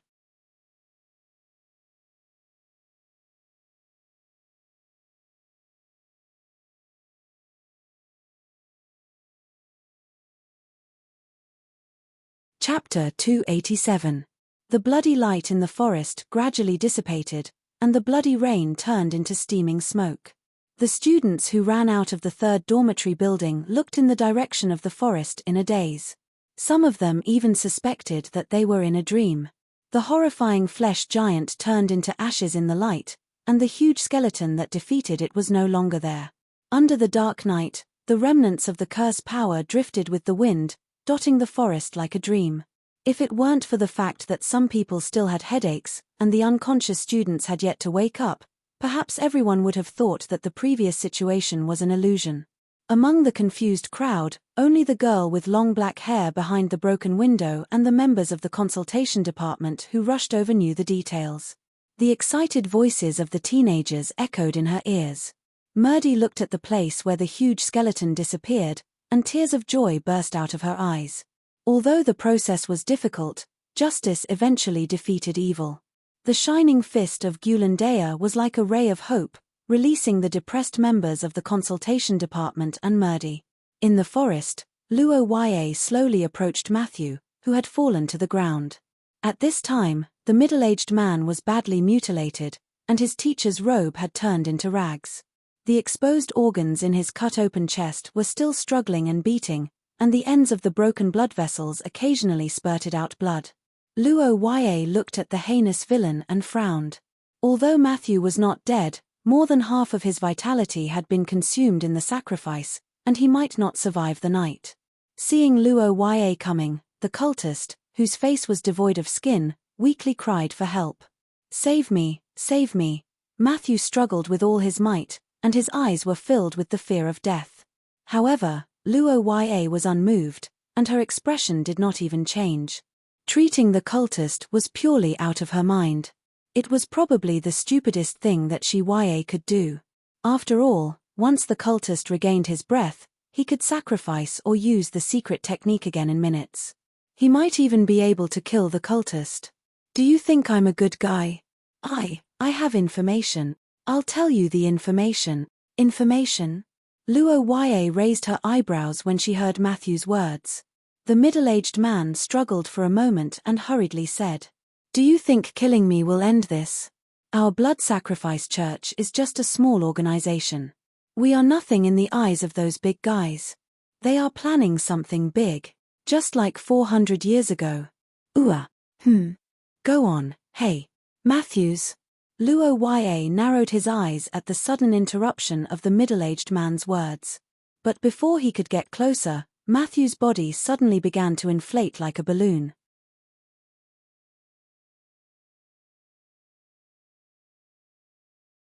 The next moment, black flames erupted from the depths of his body, enveloping him in a flash. "Ah, Matthew." Luo suddenly took a step forward, but it was too late. Matthew screamed in front of him, twitched slightly, and then died completely. His dying body quickly turned into a pile of bones in a few seconds. He was dead. Matthews died just like that. Luo stared at the pile of smoking charred bones in front of him. His eyes widened in disbelief. As a heinous cultist, Matthew's death was not to be regretted, but he should have died after receiving a fair trial, or after confessing information about other hidden cultists, rather than in this situation.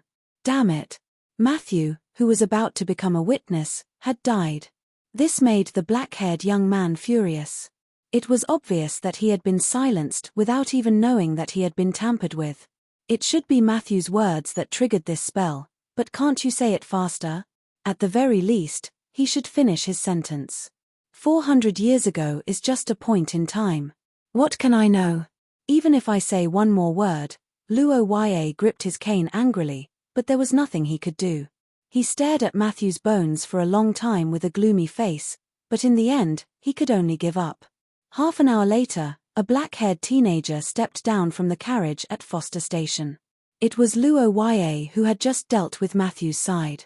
After returning to the third dormitory area and confirming that Melty was safe and had been protected by the members of the consultation department, Luo immediately rushed to the other side of the battlefield.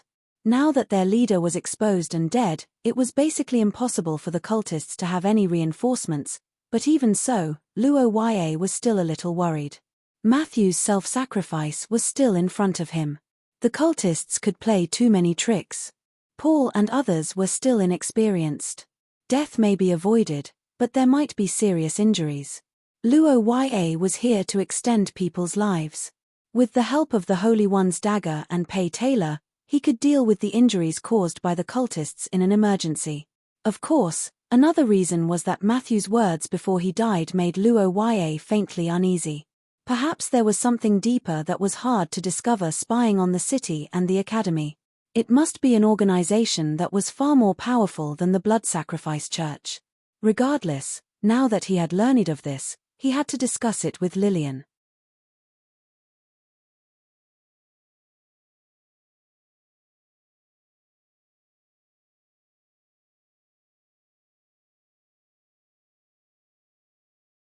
Chapter 288. This is it, right? That hell on Earth. Recalling the human test site described in the original work that brought a strong impact to everyone, Luo Ya's heart was as heavy as lead for a while. He also understood why the current situation was so weird. These security department soldiers did not cry because of casualties, and Paul and the others were not weak people who would vomit for half an hour just because of a smooth battle. They should have already gone back and forth down there. The physical disgust for these crimes and cultists, and the sympathy for the seniors who were killed, these feelings were tangled together, making these relatively pure and kind-hearted students feel terrible. Luo Ya gritted his teeth, and the hatred for the cultists in his heart soared again. He walked to the wall and patted Paul's back. The two completed the information exchange in the sound of vomiting. According to Paul, when the twin stones lit up, the action team was divided into two teams and attacked from both sides. As a result, Paul's side was luckier as they met the Blood Sacrifice Church who were preparing to evacuate. It turned out that as Luo Ya and others expected, the Blood Sacrifice Church also had the means of long-distance signal transmission like the action team. The two teams met at the gate of the manor. Paul and Gerlock, who remembered Luo Ya's order, did not say anything. They immediately launched a set of attacks and fired the first shot of the battle. However, unlike the fast combat of ordinary Transcended, the third-year security department action team was well trained, far beyond the expectations of Paul and others. They did not adopt close combat, but they used bows and curses to restrain the enemy. At the same time, they fired curse signal flares to call for reinforcements. This set of tactics could be said to be the biggest reason why they only had light injuries in this battle. It turned out that the tactics of the security department played a great role. The Blood Sacrifice Church launched sacrificial witchcraft several times during the battle, turning some members into bloody monsters. At one point, they posed a serious threat to the action team. However, with the advantage of numbers and strength, Paul and others successfully held on until the arrival of Lillian's team. The next situation was very simple. Under Lillian's leadership, the team pushed forward all the way. Of the 28 cultists, 3 were arrested, and the rest were all killed on the spot. No, I saw it. Moreover, it's a strengthened version of the tentacle's mouth. The smell is much stronger than yours. After listening to Paul's description, Luo Ya raised his eyebrows and did not speak. He looked around and found that Lillian was not nearby. He then turned to ask Paul. After hearing Luo Ya's question, the latter looked unnatural. Royal sister, she didn't come out after going in. She even ordered everyone to leave.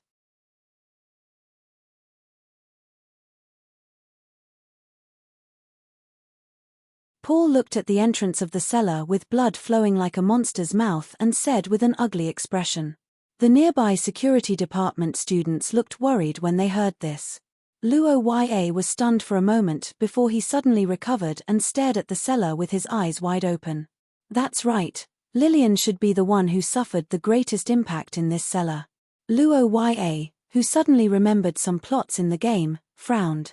He looked at Paul, who was worried but didn't take any action. After thinking for a moment, he stepped forward. Brother Luo Ya? What are you? Senior Lillian said that you're not allowed to enter, but she didn't say that I'm not allowed to enter. The black-haired young man endured the pungent smell of blood and walked to the entrance of the cellar. He then turned back and said faintly, I'll go and bring her out. Luo Yue had always felt that even among transcended, his sanity value was extremely high. This was mainly related to his experience. Putting his previous life aside, in this life, Luo Yue encountered a perverted murderer of a cult at the age of 9. The paintings drawn with human flesh and blood were extremely strange, far surpassing any horror movie. After that, after experiencing the mountain of corpses and the sea of blood in the holy capital and the horrifying alien race in the sea, Luo Yue's will could be said to have been tempered thousands of times. However, this did not stop him from retching not long after he came down. Yes, facing the road formed by blood mixed with mud, Luo Yue's will was not defeated, but his taste system couldn't stand it anymore. He began to feel nauseous physiologically. After casting 2 curses on himself to resist the bloody storm a little, Luo Yue walked all the way down to the depths of the cellar while recalling the plot here in the game. In the game recorder's eye, Luo Yue remembered that this hell on earth had a great impact on Lillian. The reason was not that Lillian was too fragile, but that Lillian's body sense was very different from others. When Luo Yue and the others saw these disfigured and mutilated victims, at most, they couldn't accept it and couldn't bear to look directly at them. They didn't know who they were, but Lillian was different. She knew some of the victims. In the game, Lillian had nightmares for a week because of this incident. It wasn't until Paul's visit that the knot in her heart was untied. Unfortunately, the world had changed. In reality, the relationship between Paul and her was far less close than in the game. Now that Lillian was at the scene, her reaction was probably far more intense than having nightmares. Stepping on the wet and disgusting road under his feet, Luo Yue walked through the uninhabited test site with a heavy heart. The young man frowned and walked to the end of the cellar. He finally found Lillian in a room similar to a cell.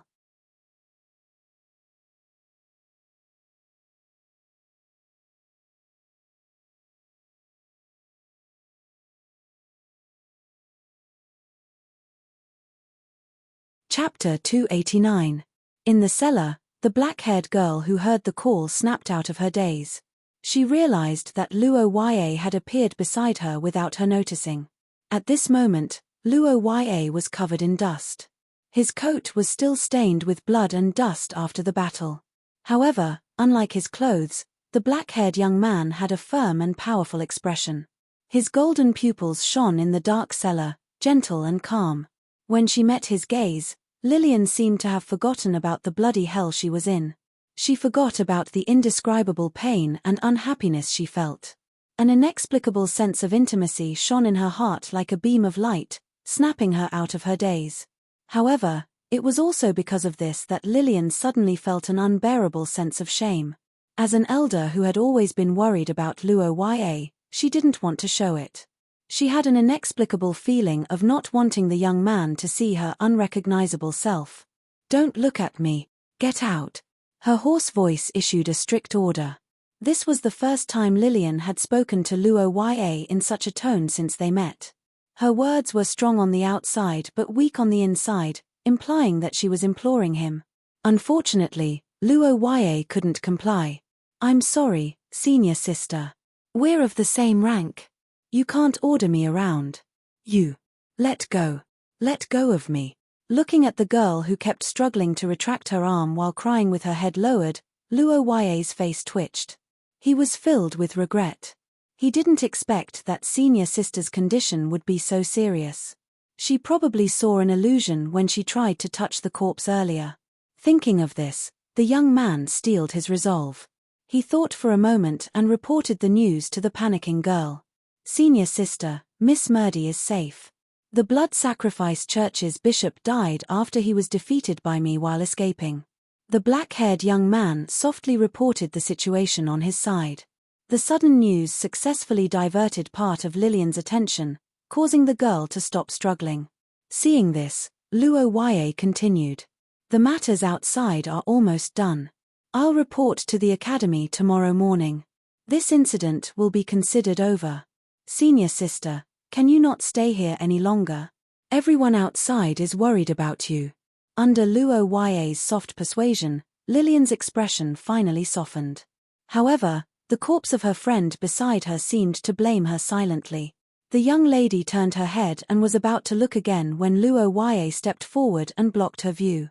Luo Yue felt like a nightmare to see someone she once knew turn into a badly mutilated corpse. The scariest part was that Lillian was also the head of the security department. This could be said to be the biggest knot in Luo Yue's heart. But after careful consideration, Luo Yue came up with a countermeasure. Luo Yue? Senior sister, don't look anymore. Don't tell me you think it's your fault.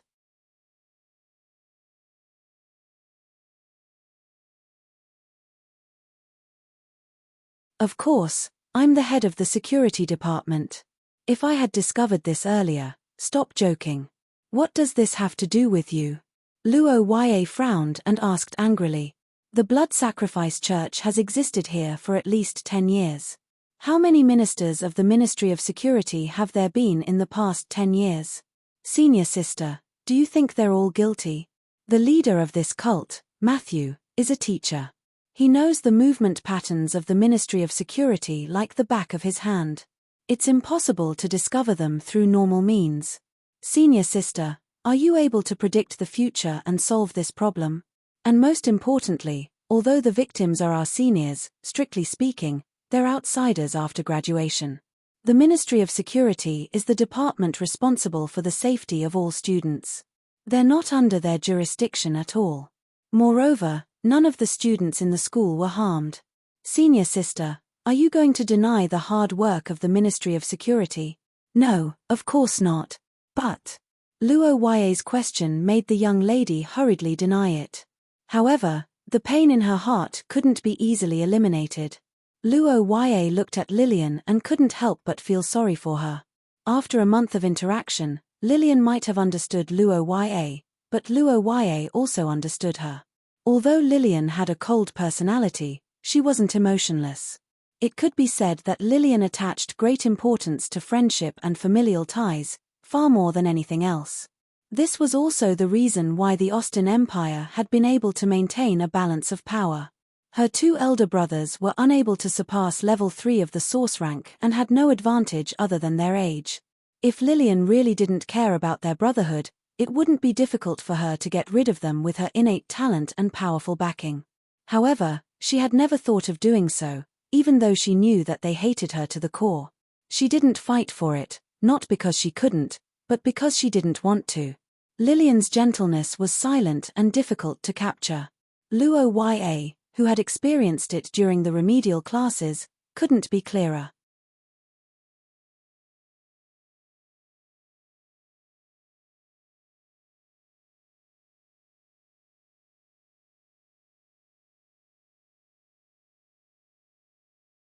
Chapter 290.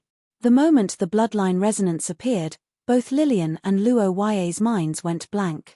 Neither of them expected such a thing to happen, but the next moment, that feeling of perfect harmony instantly occupied their hearts. Before their subjective thoughts were reflected, the bloodline resonance was already using its own method to promote their choice.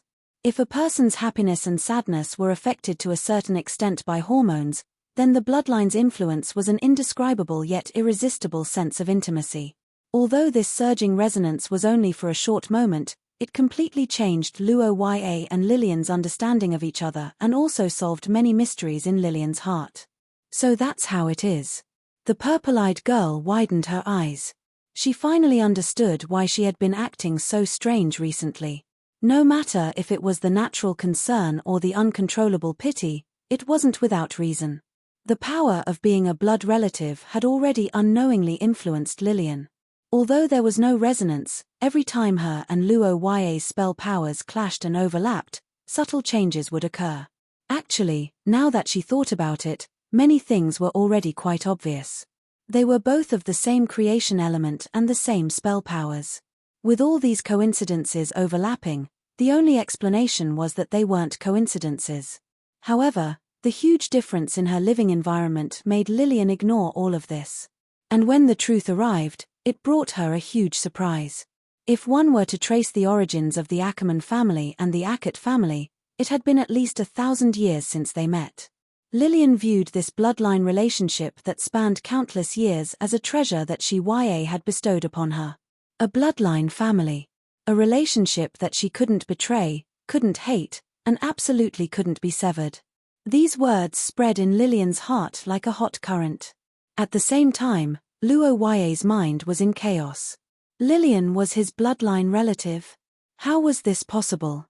Disregarding everything else, if this relationship was discovered, Lillian's situation would be, Luo Ye, we are, senior sister. The black-haired boy looked at the girl who was so agitated that she couldn't speak. He was about to speak when he suddenly felt an uncontrollable spell power rapidly erupting in his body. At the same time, Luo Ye's black rose ring glowed as if it was resonating with the spell power. Not good. Senior sister, get away from me. Luo Ye? Luo Ye, who had already experienced this situation twice, instantly paled and pushed the girl away. Under Lillian's astonished gaze, the torrent of curse power erupted with an unstoppable force. Before he could speak, Luo Ye's vision turned black, and he lost consciousness. When the black-haired young man opened his eyes again, he was greeted by a starless night sky.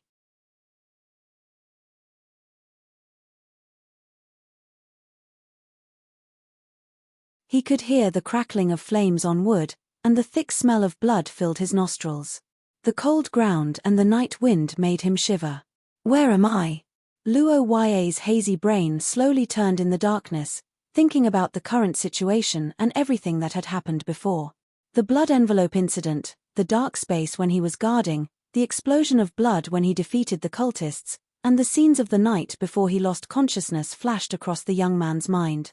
Finally, it came to a tear-stained face that couldn't contain its joy. The moment he thought of Lillian, Luo Ye finally woke up completely. He sat up with his palms on the ground and called out, "Senior sister." His hurried voice echoed in the night, but unfortunately, there was no response. Luo Ye panted under the light of the fire and quickly realized his condition. It must be a fragment of history, but why did it have to happen at that time? Thinking of the situation at that time, Luo Ye was anxious. He quickly looked around with the help of the fire, and when he found that Lillian wasn't nearby, his mind went blank. No one. What's going on? Is it because I pushed senior sister away? No, that's impossible. After all, I pushed her away to interrupt the activation of the King's Blood ability. If I didn't succeed, the chances of senior sister not being involved, recalling the last time Xia Luote was pulled into a fragment of history even though they were sleeping in the same room, Luo Ye's heart couldn't help but sink. He held his forehead and forced himself to calm down. Right now, there were only two possibilities. The first was that senior sister didn't come in. Luo Ye really wanted to set off firecrackers to celebrate. No one knew the dangers of a fragment of history better than Luo Ye. Most of the time, it was unreasonable. For example, if he encountered Mr. Darkness, without a Mother Earth like Pei Taylor, no matter how strong he was, he would probably die. Luo Ye had just reunited with this blood relative of his, and the indescribable feelings in his chest still lingered. No matter what, he couldn't accept that Lillian's life was in danger. If possible, he was even willing to sacrifice some of his life in exchange for Lillian's safety. But he had to admit that reality wasn't affected by one's emotions. After a rational analysis, Luo Ye felt that this possibility was a little low.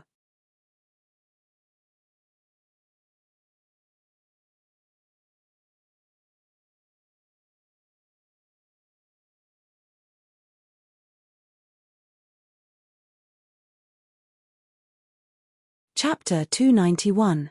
Saint Heroes Society. Saint Envoy. On the side of the road, Luo Ye stared at the first line of the letter with the help of the firelight. His golden pupils constricted in disbelief, and he suddenly turned around to look at the pile of corpses behind him. They're from the Saint Heroes Society? The Saint Heroes Society is undoubtedly a cult, but the cultists are also cultists. So, it seems like this is a double cross. The black-haired boy blinked. He did not expect to find a group of dead enemies. The Saint Heroes Society, this name was deeply etched in Luo Ye's memory. During the Civil War of the Golden Fleet, Luo Ye had a close relationship with the director of the Saint Heroes Society, Deoj Lacey. He even chased after him and made the young level 2 source puppet master break down. Of course, because Deoj Lacey almost succeeded in killing Shia Luote, Luo Ya was still angry even if he was turned into thousands of pieces of frozen meat. After returning, Luo Ya also asked about the situation of the Nuo Arya organization. After some investigation, Miss Angel told him that the Saint Heroes Society's activities in the theocracy had been suspended for many years. This news made Luo Ya relieved, but even so, the boy was still very concerned about this sect that believed in the Mother Goddess.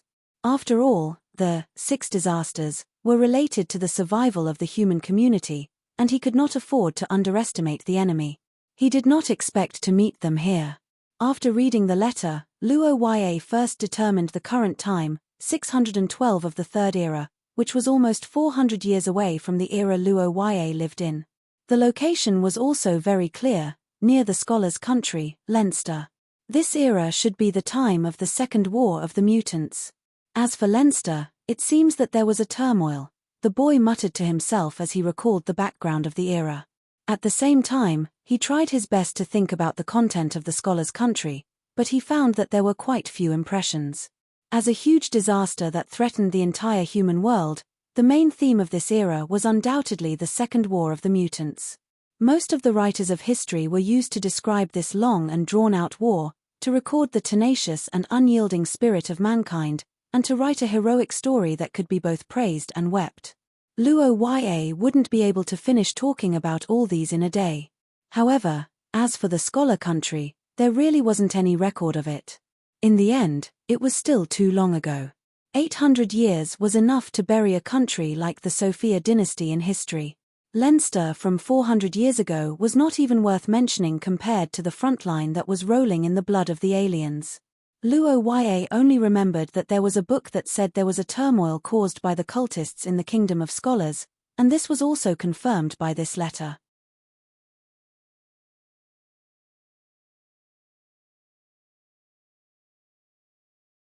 The sender of the letter was Bradley, the president of the Leinster branch of the Saint Heroes Guild. The content of the letter was very simple. It was a plea for help. Currently, there was indeed a cult riot in Leinster City, which was probably caused by the deployment of too many human elites to the front line. Unfortunately, the main character of this riot was not the Saint Heroes Society, but the Brotherhood of Redemption. The relationship between cults was probably a blind spot for many people. Laymen often thought that jackals of the same tribe would inevitably collude with each other, but in fact, this was completely wrong.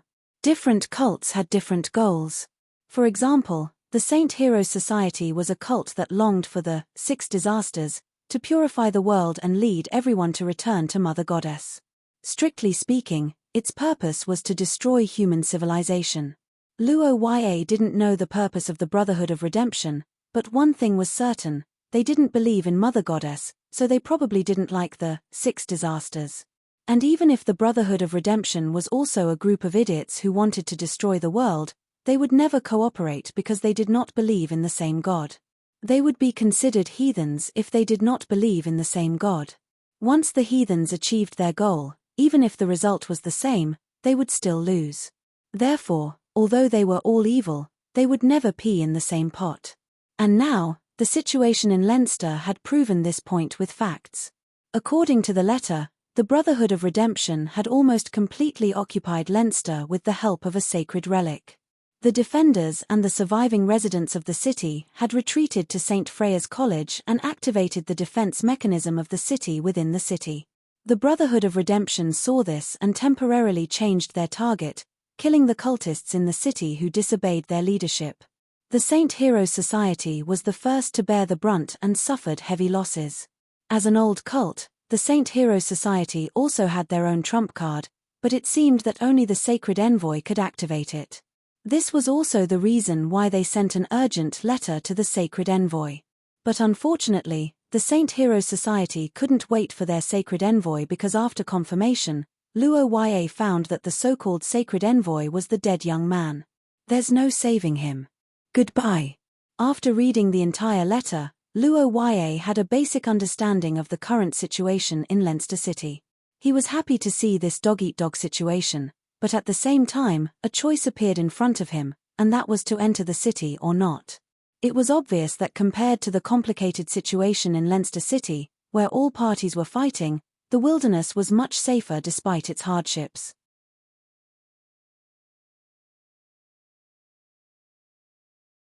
Just hide in the woods for half a month, and at the very least, they could keep their lives. That's right.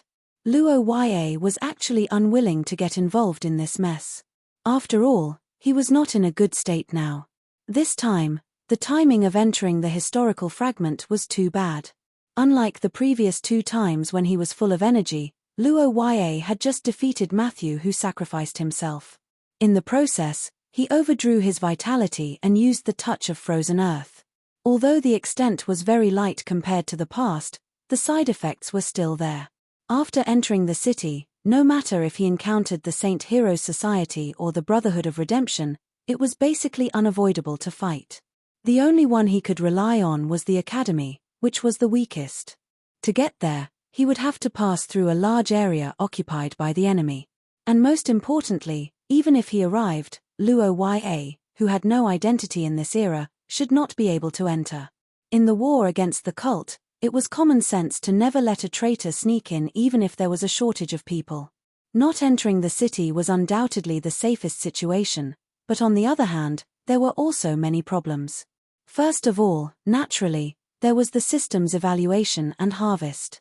Although the historical fragment was unusually dangerous, it would bring a huge leap in Luo Ya's strength every time. This was without a doubt. Not entering the city was equivalent to giving up this precious opportunity. On the other hand, it was the 612th year of the Second Era. At this time, the Dusk Sage Society should not have disappeared yet. The scholar should be in the academy, and there was nothing better than seeing the scholar in person to solve the mystery.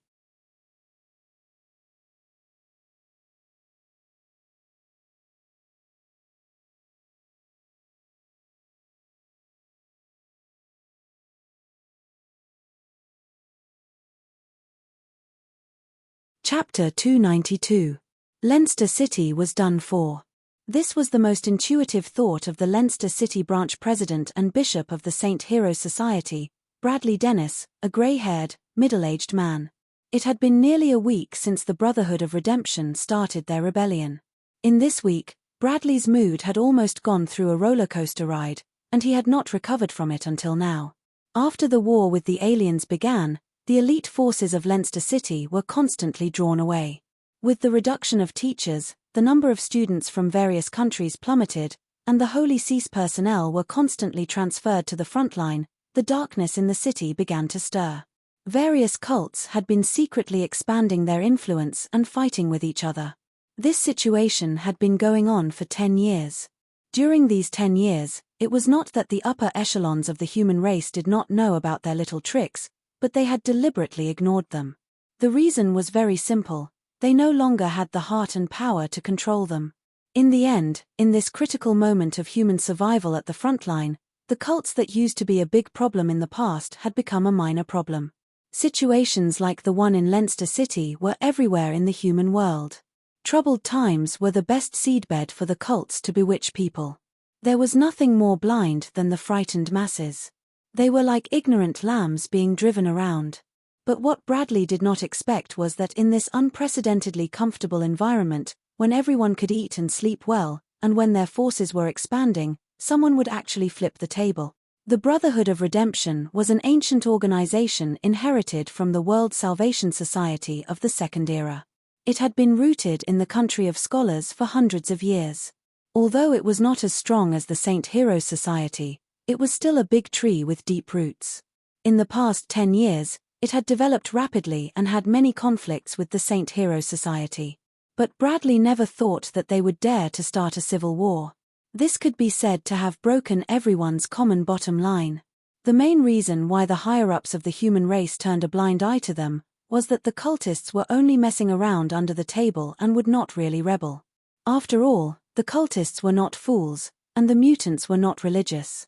If they let them in, everyone would be doomed. The Saint Heroes Society believed that the Mother Goddess would lead the civilization to the end, and that all humans would return to the embrace of the Mother Goddess. However, this end must be brought by the Mother Goddess's messengers, and not those dirty and ugly aliens. In fact, the higher-ups of the Saint Hero Society had indeed issued an order to stop the Brotherhood of Redemption.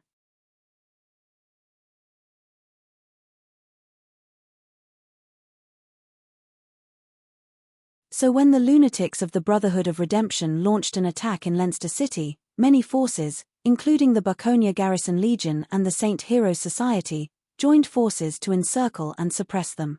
But the result was beyond everyone's expectations. The Brotherhood of Redemption won with the help of a group of monsters that they summoned using some strange curse vessel. They were black-armored soldiers and black-robed clergy. They looked like humans, but they weren't. They didn't go out to battle during the day, but once night fell, they would wander over in groups. They would let out strange whispers from their mouths. Those who heard them would have a splitting headache, while those who heard them would go mad. Under the attack of these terrible monsters, the remaining Leinster garrison had retreated to St. Freya Academy, and a small number of students in the academy and the resident deputy dean, Estrella, were waiting for reinforcements. However, Bradley was not so lucky. After losing their primary target, the Brotherhood of Redemption targeted their old enemy, the Saint Hero Society. Now, the Saint Hero Society had holed up near Castle Worcester in the East City district, and they were about to be completely defeated. The news secretly sent back by the undercover agent tonight made Bradley even more desperate. The Saint Hero Society's reinforcements were intercepted on the way. The death of the saint meant that the Saint Hero Society in Leinster City had lost their last trump card. It was unknown how long it would take for the human reinforcements to arrive from the front line. The garrison in St. Freya Academy might be able to hold on until then, but the Saint Hero Society would definitely be wiped out before then.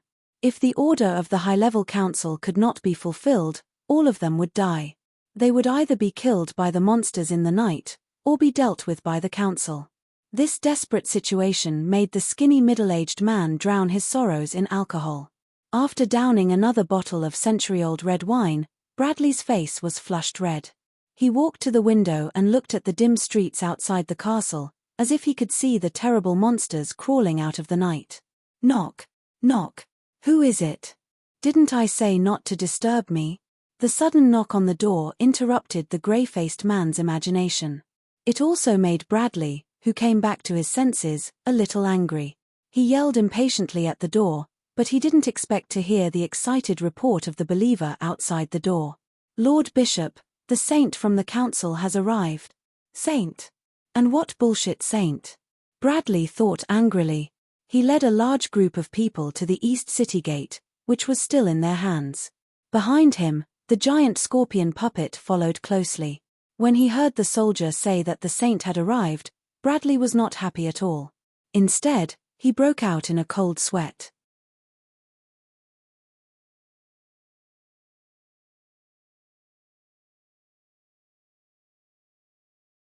Others might not know what was going on with the saint, and might even be waiting anxiously, but he knew very well.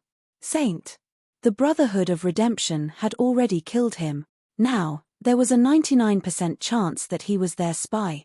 At the torchlit city gate, Bradley saw the black-haired boy talking to the believers from a distance. Seeing this situation, the skinny middle-aged man waved his hand and ordered loudly. "He's a fake. Catch him for me." The white-robed believers behind him rushed out from both sides, and the scorpion puppet made a strange roar. The believers around Luo turned pale with fright and hurriedly retreated. For a time, the black-haired boy was surrounded. Not good, it seems that they have some information channels, or the saint and Bishop Bradley know each other. Luo thought so in his heart. He could not help but frown slightly. According to the situation in the letter, the saint directly under the council should not meet with the local believers. In the letter, Bradley did not seem to know the name of the saint. This was a big reason why Luo wanted to pretend to be the saint, but the reality did not develop as he imagined.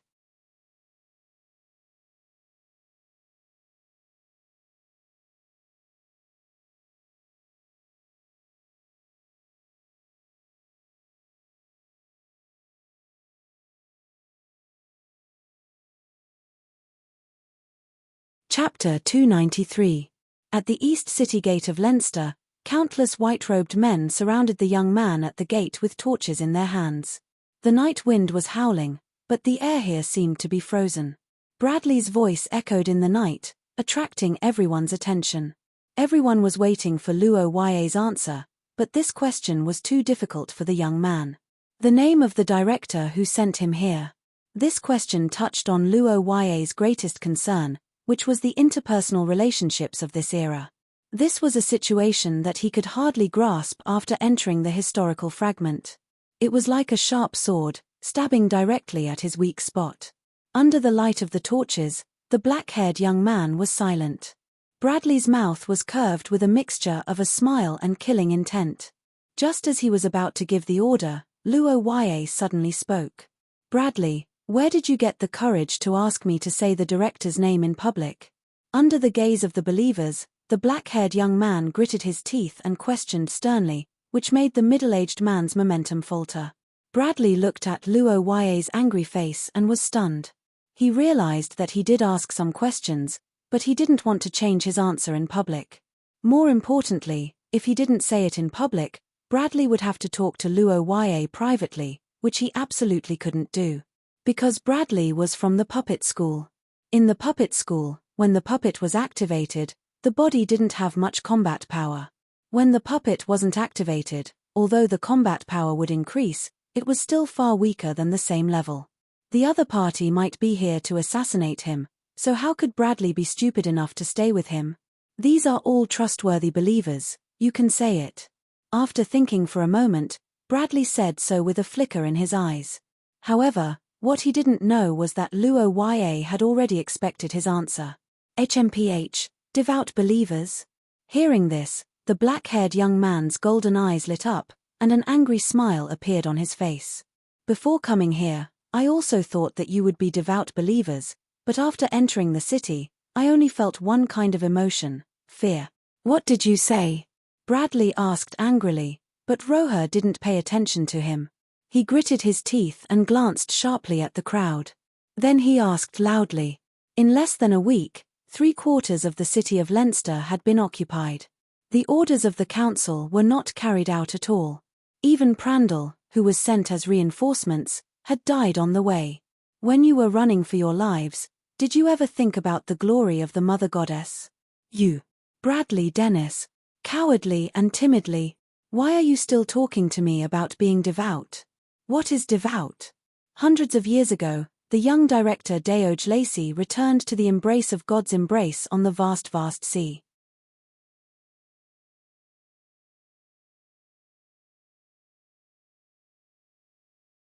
His soul will forever follow the great Mother Goddess, but what about you? How are you compared to him? Bishop Bradley? The black-haired young man stared at the middle-aged man in front of him with burning eyes, causing Bradley's expression to change drastically. Director Deoj Lacey, this name was no longer circulated in the Saint Hero Society, but Bradley was absolutely familiar with it, because strictly speaking, he was the early leader of the puppet school in the Saint Hero Society. Legend had it that he reached the Source Level 2 at a young age, but in order to delay the enemy during a mission, he entered the embrace of God's messenger in advance. Although Deoj Lacey's deeds were publicized, after hundreds of years, no one except the younger generation of the puppet school knew about it. For Luo Ye to mention this name, the only possibility was that he had seen the records of that time at the director's headquarters. Comparing Deoj Lacey to Bradley could be said to be a rather obscure reprimand. Deoj Lacey was already a Source Level 2 at a young age, and his position was high enough to be a director. Bradley, who was so old, had just broken through to the Source Level 2 not long ago and was only a bishop. Deoj Lacey fought tenaciously and returned to the embrace of God's messenger for faith, but Bradley was almost defeated and battered. The two were simply incomparable. Thinking of this, the middle-aged man's face turned red, but he did not dare to speak casually anymore. This was because Luo Ye's reprimand had vaguely proved his identity and made him panic. Is he really the saint's messenger? Bradley's face turned ugly and his eyes wandered. Luo Ye did not pursue the matter further. He took a deep breath as if to calm his anger, then looked at the middle-aged man calmly and said, "You asked who asked me to come here. I'll tell you." All the members of the board unanimously agreed to transfer me here from Twin Horn Port. Strictly speaking, I'm a special envoy. It seems that the letter from the board has not arrived yet, so it's normal that you don't know me. Twin Horn Port? Bradley's eyes widened when he heard the familiar name. That was the resting place of God's messenger that only the higher-ups of the Saint Hero Society knew about. It was a pilgrimage place for the believers of Mother Goddess, and because it was also the place where Deoj Lacey died, Bradley had been there once when he was young and was one of the few bishops who knew about it. Luo Ya came from Twin Horn Port, so he was almost certain that he was a higher-up directly under the board. With this thought in mind, Deoj Lacey trusted the young man even more. Luo Ya, who noticed the bishop's reaction when he heard about Twin Horn Port, narrowed his golden pupils and continued to speak. You don't know me, but you should know this aura. This is the grace given to me by God's messenger. The black-haired young man raised his hand as if he had received God's grace.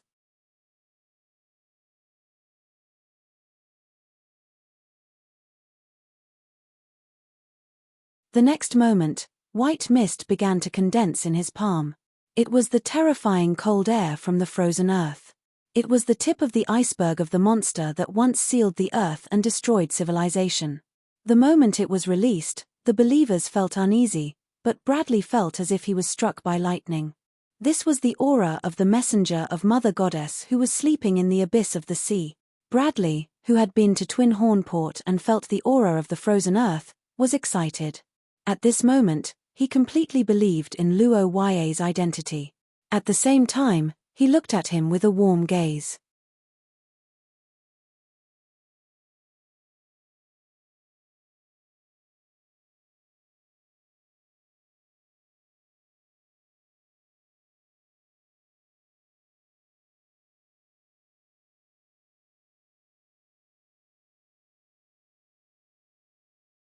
Chapter 294. The Saint Luo Ya had become the light in the hearts of all the believers of the Mother Goddess tonight. He was the Redeemer, the grace of the Mother Goddess for her desperate children. He was also the Punisher, the thunder and lightning that judged all blasphemers of the Mother Goddess. In the eastern district of Leinster, the fearless believers began an unbelievable all-out counterattack with red eyes. The front line formed by the black-armored soldiers and black-clothed clergy was destroyed as the battle cries shook the entire city. Beside the black-haired youth, the most elite disciples of the Mother Goddess formed a personal guard, pledging their lives to protect the greatest saint. Bishop Bradley's eyes were red with bloodlust as he stood on top of the giant scorpion puppet, leading the charge. He knew that this was his last chance. The Mother Goddess is watching me. The passionate fanatics roared and rushed into the crowd to launch a suicide attack. The front line of the Brotherhood of Redemption was almost smashed to pieces. Realizing that something was wrong, the Brotherhood of Redemption hurriedly sent reinforcements, but they still could not stop the burning soldiers.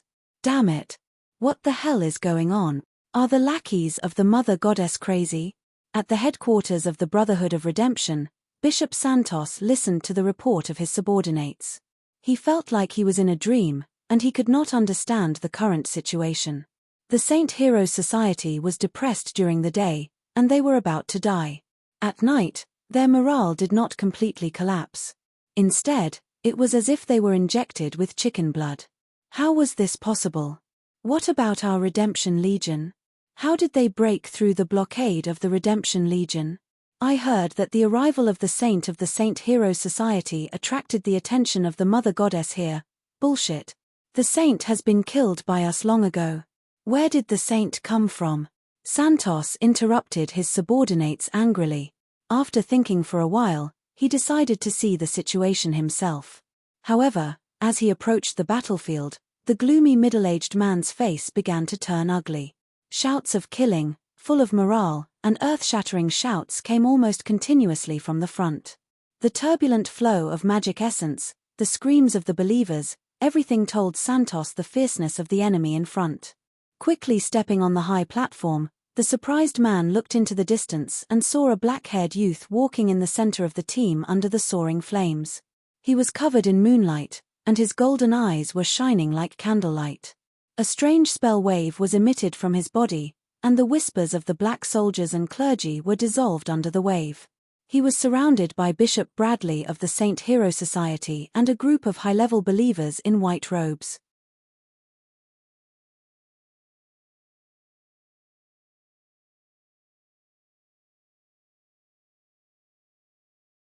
A giant scorpion-shaped puppet stood in front of him. Countless warriors were shouting the names of the Saint Apostle and Mother Goddess as they charged forward fearlessly. Damn it, how is this possible? Do they have two saints? Santos stared at the black-haired youth in the team, and his expression changed sharply. To be able to resist the blasphemous whispers of the Redemption Legion and organize such a large formation to make all the believers fearless of death, there seemed to be no other possibility except for the saint. If it was really the saint, then the Brotherhood of Redemption must greatly adjust their strategy. The strength of the Saint Heroes Society was not necessarily strong, because the selection of the saint was not measured by strength. Otherwise, it would not be so easy to kill them. In fact, the existence of the saint was more like a key. They could activate the trump card of the Saint Heroes Society. According to the instructions Santos received from above, this was the only thing that must be avoided. For this purpose, they spent a lot of effort to intercept and kill the saint, but now it seemed that the other party was well prepared. In the end, one of them still slipped in. The situation must be reported to the Lord immediately. With this thought in mind, Santos angrily stared in the direction of Luoya and left the front line amidst the Saint Heroes Society's imposing shouts. Bradley felt as if he was in a dream. 2 hours later, when the sun rose, the Saint Heroes Society stopped attacking under the orders of the saint. By this time, they had recovered all of the East City District and part of the North City District, expanding their sphere of influence by twofold in one breath, almost back to before the start of the war. This was the first and only great victory since the start of the war. It greatly encouraged the believers and saved Bradley, who was on the verge of death. Luoya also completely became the leader of the Leinster Saint Heroes Society in this battle. The black-haired youth looked at the cheering crowd in silence. Now that things had developed to this point, the infiltration mission was basically a complete success. Now, who would dare to doubt Luoya? He did not need to do anything as the believers would help him turn the other party into ashes. Of course, in addition to completely controlling the Saint Heroes Society, Luoya also had a second consideration, which was to make a big move and attract everyone's attention. Whether it was the legions and students in St. Freya's Academy or Lillian who might be in the city, Luoya needed them to discover him before he could talk about other things. Especially the latter, finding his senior was now his #1 goal. Of course, in order to make a big move, the Saint Heroes Society had to pay a high price. Luoya's crown, source substance, only provided resistance against the whispers that made people go crazy.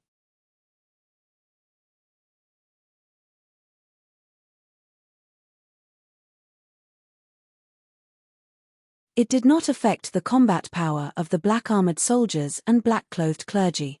The Saint Heroes Society actually won the battle with fewer people tonight. It was all because of their incredible morale and fearless fighting style that they could achieve such a great victory. But Luoya did not feel bad about it at all. Death, they could all die. After all, it was a cult after a cult, so it was not wrong for them to die.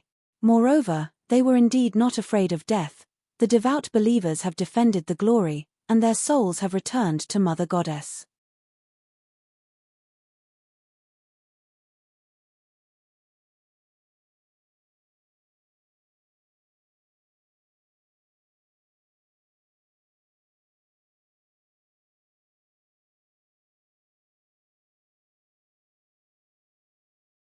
Chapter 295. Lillian knew that she wasn't normal right now. For the first time since she was born, the young girl's mind was in a mess even though her body was perfectly fine. All sorts of messy information converged, and intense emotions cut her nerves like sharp knives. Luoya had expected that Lillian's emotions would be unstable. After all, the young man believed that Lillian's friends who had died tragically in the cellar had a huge impact on her and shook her spirit. Suddenly entering a part of history made it even more difficult for her to get used to it. However, What he didn't know was that none of this was important to the current Lillian. Right now, there was only one thing in Lillian's mind, and it was a fact that she couldn't accept. Her younger brother had gone missing. If Lillian recalled correctly, before they parted, Luo Yue had indeed told her that he had killed the evil cult's bishop, Matthew, and that he wasn't in a good condition. In this dangerous world filled with monsters, in a city that was both familiar and unfamiliar, what did it mean to be in a bad condition? Lillian didn't dare to think about it, because those thoughts would probably drive her insane. It's all my fault. If I didn't touch him, the black-haired young girl muttered to herself. The uncontrollable worry and regret in her heart made Lillian choke up. When Luo Yue entered the academy, Lillian had received an order from the Austin Empire's emperor, Lucas, that she wasn't to come into contact with the Ackett family. Strictly speaking, Lillian could have avoided this situation completely. Although Luo Yue had caught her, the young man was wearing gloves, and Lillian was the one who had caused the situation to develop to such a state. In the end, it was because Lillian had let down her guard after being together for such a long time. Especially when she heard Luo Yue say "I need you," Lillian felt as if a certain part of her body had been mended, and she couldn't help but want to get close to him.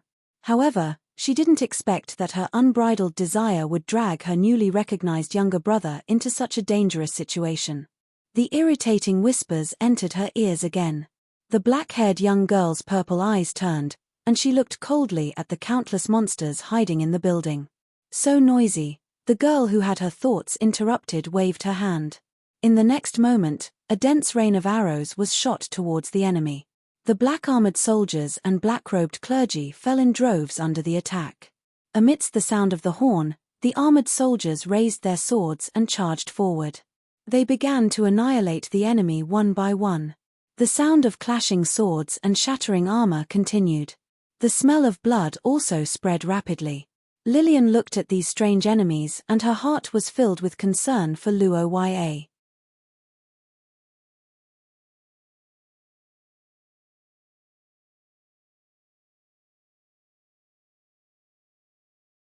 According to her understanding from last night, the annoying murmurs of these monsters would cause headaches or even madness for ordinary people. However, the effects on Lillian were much weaker.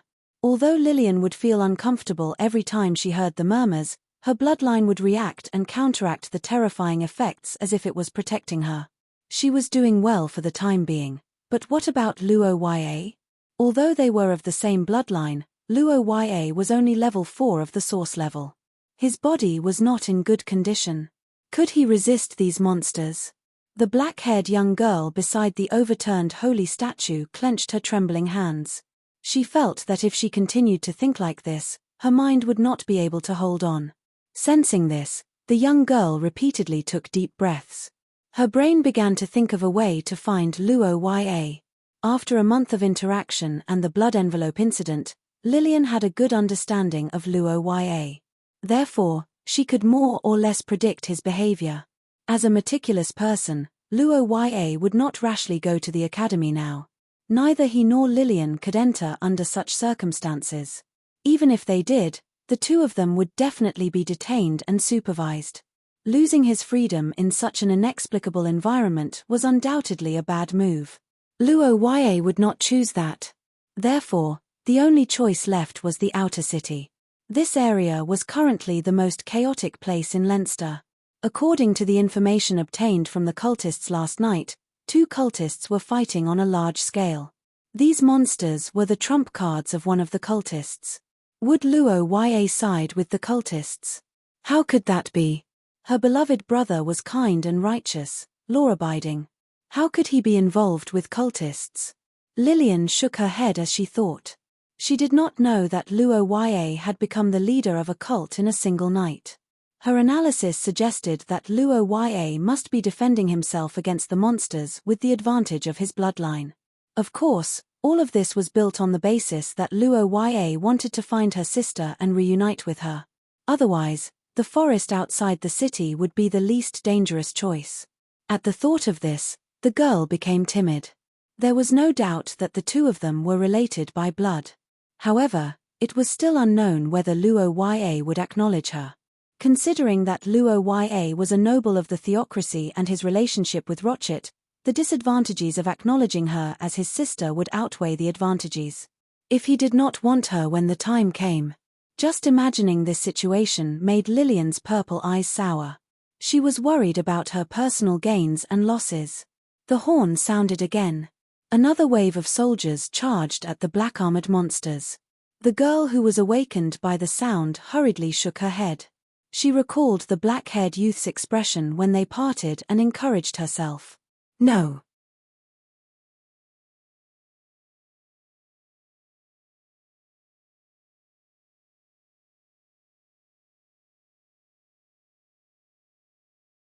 If it's Luo Ya, he won't. Lillian stroked her chest and gradually calmed down.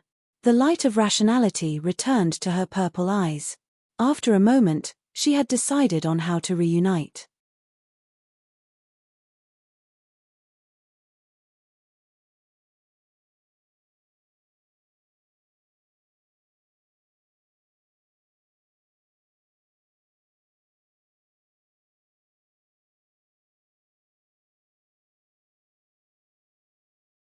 Chapter 296. Luo Ya was in a terrible state. It had been less than 6 hours since he entered the historical fragment.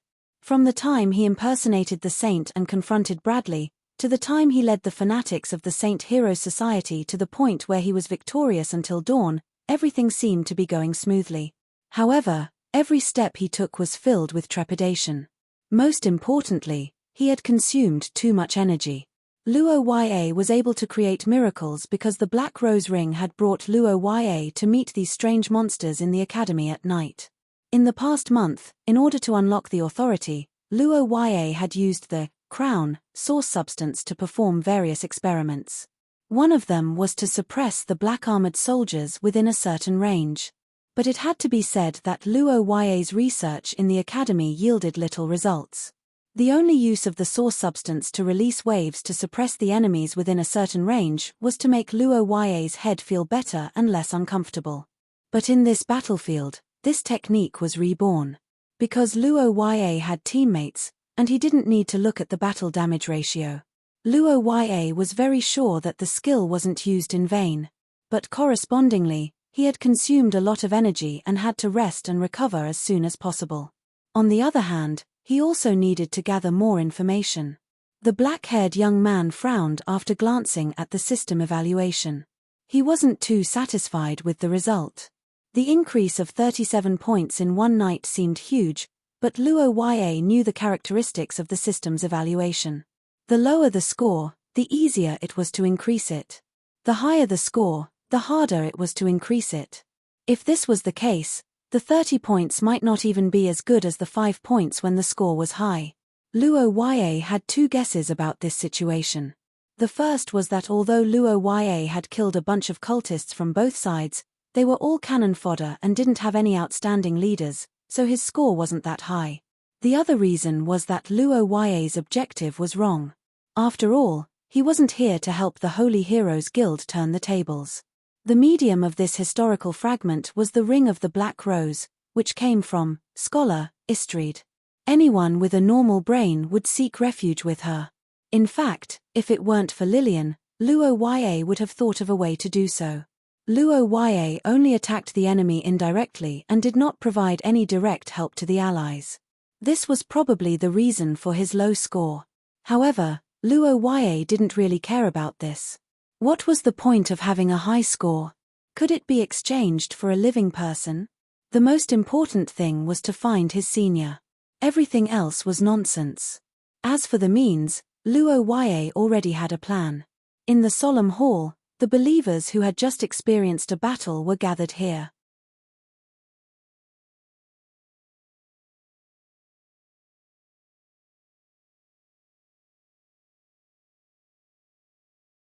Many of them were covered in dust and some were even injured, but their spirits were abnormally high. This was because in front of them, a black-haired young man was looking at them with his golden eyes, while Bishop Bradley stood respectfully to the side. Everyone, in last night's battle, we defended the glory of Mother Goddess and proved our piety with our actions. The filthy blasphemers were driven back by us, and the momentum of the Brotherhood of Redemption has been greatly reduced. Now in this city, the homeless imitators must have heard of our bravery, and they must be eagerly inquiring about us. Therefore, we must make a sound. Let my name spread throughout Leinster, let all enemies know of the arrival of Mother Goddess. The solemn-looking young man ordered, and the excited believers immediately responded. Luo looked at the believers who were madly repeating his name. He estimated that in less than 3 days, everyone in Leinster would know of him. The black-haired young man nodded with satisfaction and looked at the morning sun outside the window, silently praying for the safety of the girl. Castle Worcester in the Eastern City District welcomed its new owner today. After dawn, the black-haired young man was escorted by a large group of people to Castle Worcester, the headquarters of the Leinster Saint Heroes Guild. The owners of the large buildings in the city, the Worcester family, had died in the turmoil, and now the largest family property was temporarily requisitioned. After stepping on the red carpet that represented victory into the castle, the loyal believers immediately strengthened the security here, with sentries every 5 steps and sentries every 10 steps.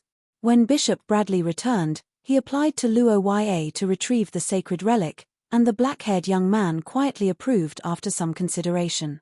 On the one hand, Luo's identity as a saint envoy was destined to personally control the so-called sacred relic of the Saint Heroes Guild. On the other hand, Bishop Bradley's departure gave him time to fully understand the current situation. In fact, since entering the historical fragment until now, Luo's feelings were quite chaotic. In the past, the forces in the 2 historical fragments would choose one of the 2, and one side would have the ancestors, so there was no need to think at all.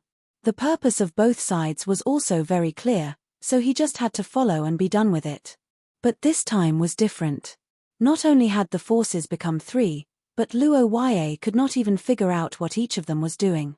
On the surface, it seemed that the Brotherhood of Redemption was attacking the city, the Evening Sage was defending the city, and the Saint Heroes Guild was being beaten, but in fact, all 3 sides had a strange feeling, which made Luo feel uneasy. First of all, the Brotherhood of Redemption.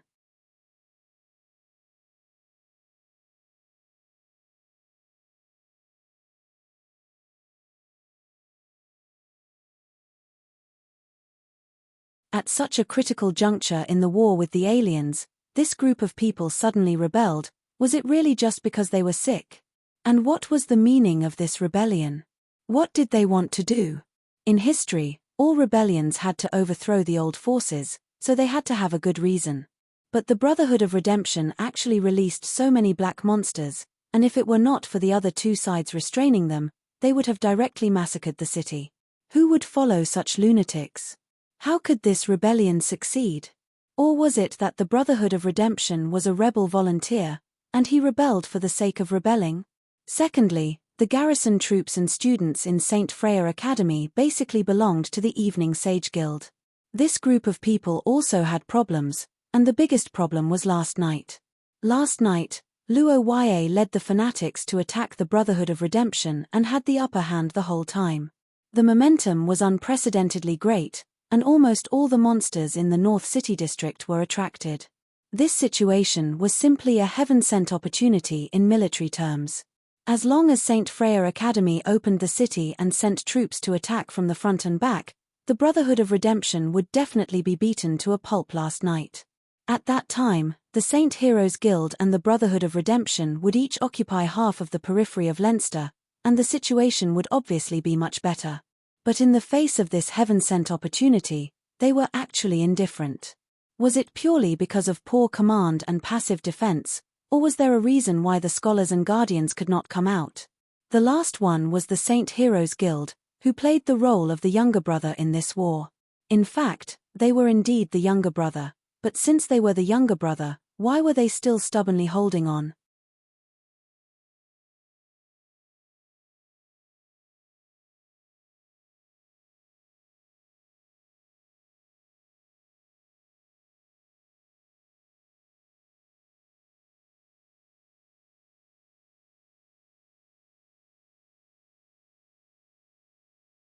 Chapter 297. Luo didn't know how long it had been since he last had this feeling. It was the hazy feeling of being guided in his sleep, like a pilgrim who was about to meet his God. Under this guidance, his mind was numb as if it was protected, and his body's reaction seemed to be blocked. Exhaustion was like an iceberg in the sea. Most of it was hidden under the surface of the water, leaving only an insignificant part in Luo Ye's heart. If there was one thing that could cause him to be sluggish and slightly surprised, it would be the unprecedented environment. The street. It wasn't the blood-red plains of the Gulandea, nor was it the valley surrounded by Pei Taylor's body. Instead, it was a wholly white, spacious and bright imperial road that seemed to welcome a victorious king. It was purely man-made. This was completely different from the pilgrimage of the past, which made Luo Ye's remaining thoughts jump, but this didn't affect the guidance. The black-haired boy walked on the road that seemed to emit a faint white light under the sun, and continued to move towards the towering and huge palace. Fluttering flags, towering towers, and scarlet red carpets with golden embroidery displayed nobility and glory. Layers upon layers of majestic city gates opened, and the resplendent interior of the magnificent buildings displayed the prosperity of this magnificent place. Luo Ye never thought that the existence he met this time would actually live in a place like the Holy Kingdom in people's fantasies. After all, the environment of the ancient gods who followed him didn't show him any traces of ancient civilization. In a state of numbness, Luo Ye passed through a long corridor and arrived in front of a door. The black-haired boy walked to the door and stopped for the first time. His brain reflexively knew where this place was. This was the core of the whole building, and also the place where the gods lived. In the empty palace, no one opened the door for him, but with a rumbling sound, the gorgeous and heavy door opened naturally. Inside the palace, a ray of light leaked out from the gap between Luo Ye's eyebrows and gradually expanded to both sides. At the same time, solemn and classical music began to sound. The top of the hall suddenly lit up, and golden powder-like powder fell down. It floated to the ground and turned into flowers with a bang. In the middle of the golden rain and the sea of flowers, a white-haired woman sat on the throne on the high platform as if she was sleeping. She was about 17 or 18 years old. Her delicate skin was like white jade, but it didn't lose its color. Her vermilion lips were small and cute without makeup. Her slender body was exquisite in the tight dress, and her long eyelashes cast beautiful arc-shaped shadows on her eyelids. Perhaps she was awakened by the music, or perhaps she sensed someone's arrival, but the woman's eyelids trembled slightly. After a moment, she slowly opened.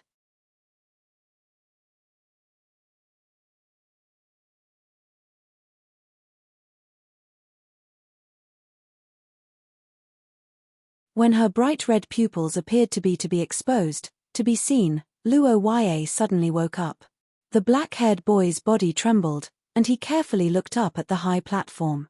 The white-haired woman seemed to be in a trance, but when her red eyes met Luo Ye's gaze, her face revealed a familiar and warm smile, which surprised Luo Ye.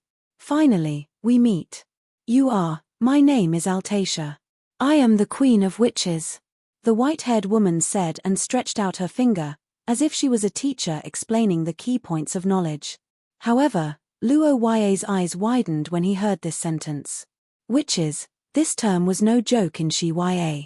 It was not a derogatory term used by those women who were burned to death on groundless charges in Luo Ye's previous life. It was a group of witches that did exist. The number of witches was too small, and they did not like to live in groups, so they could not be called a race.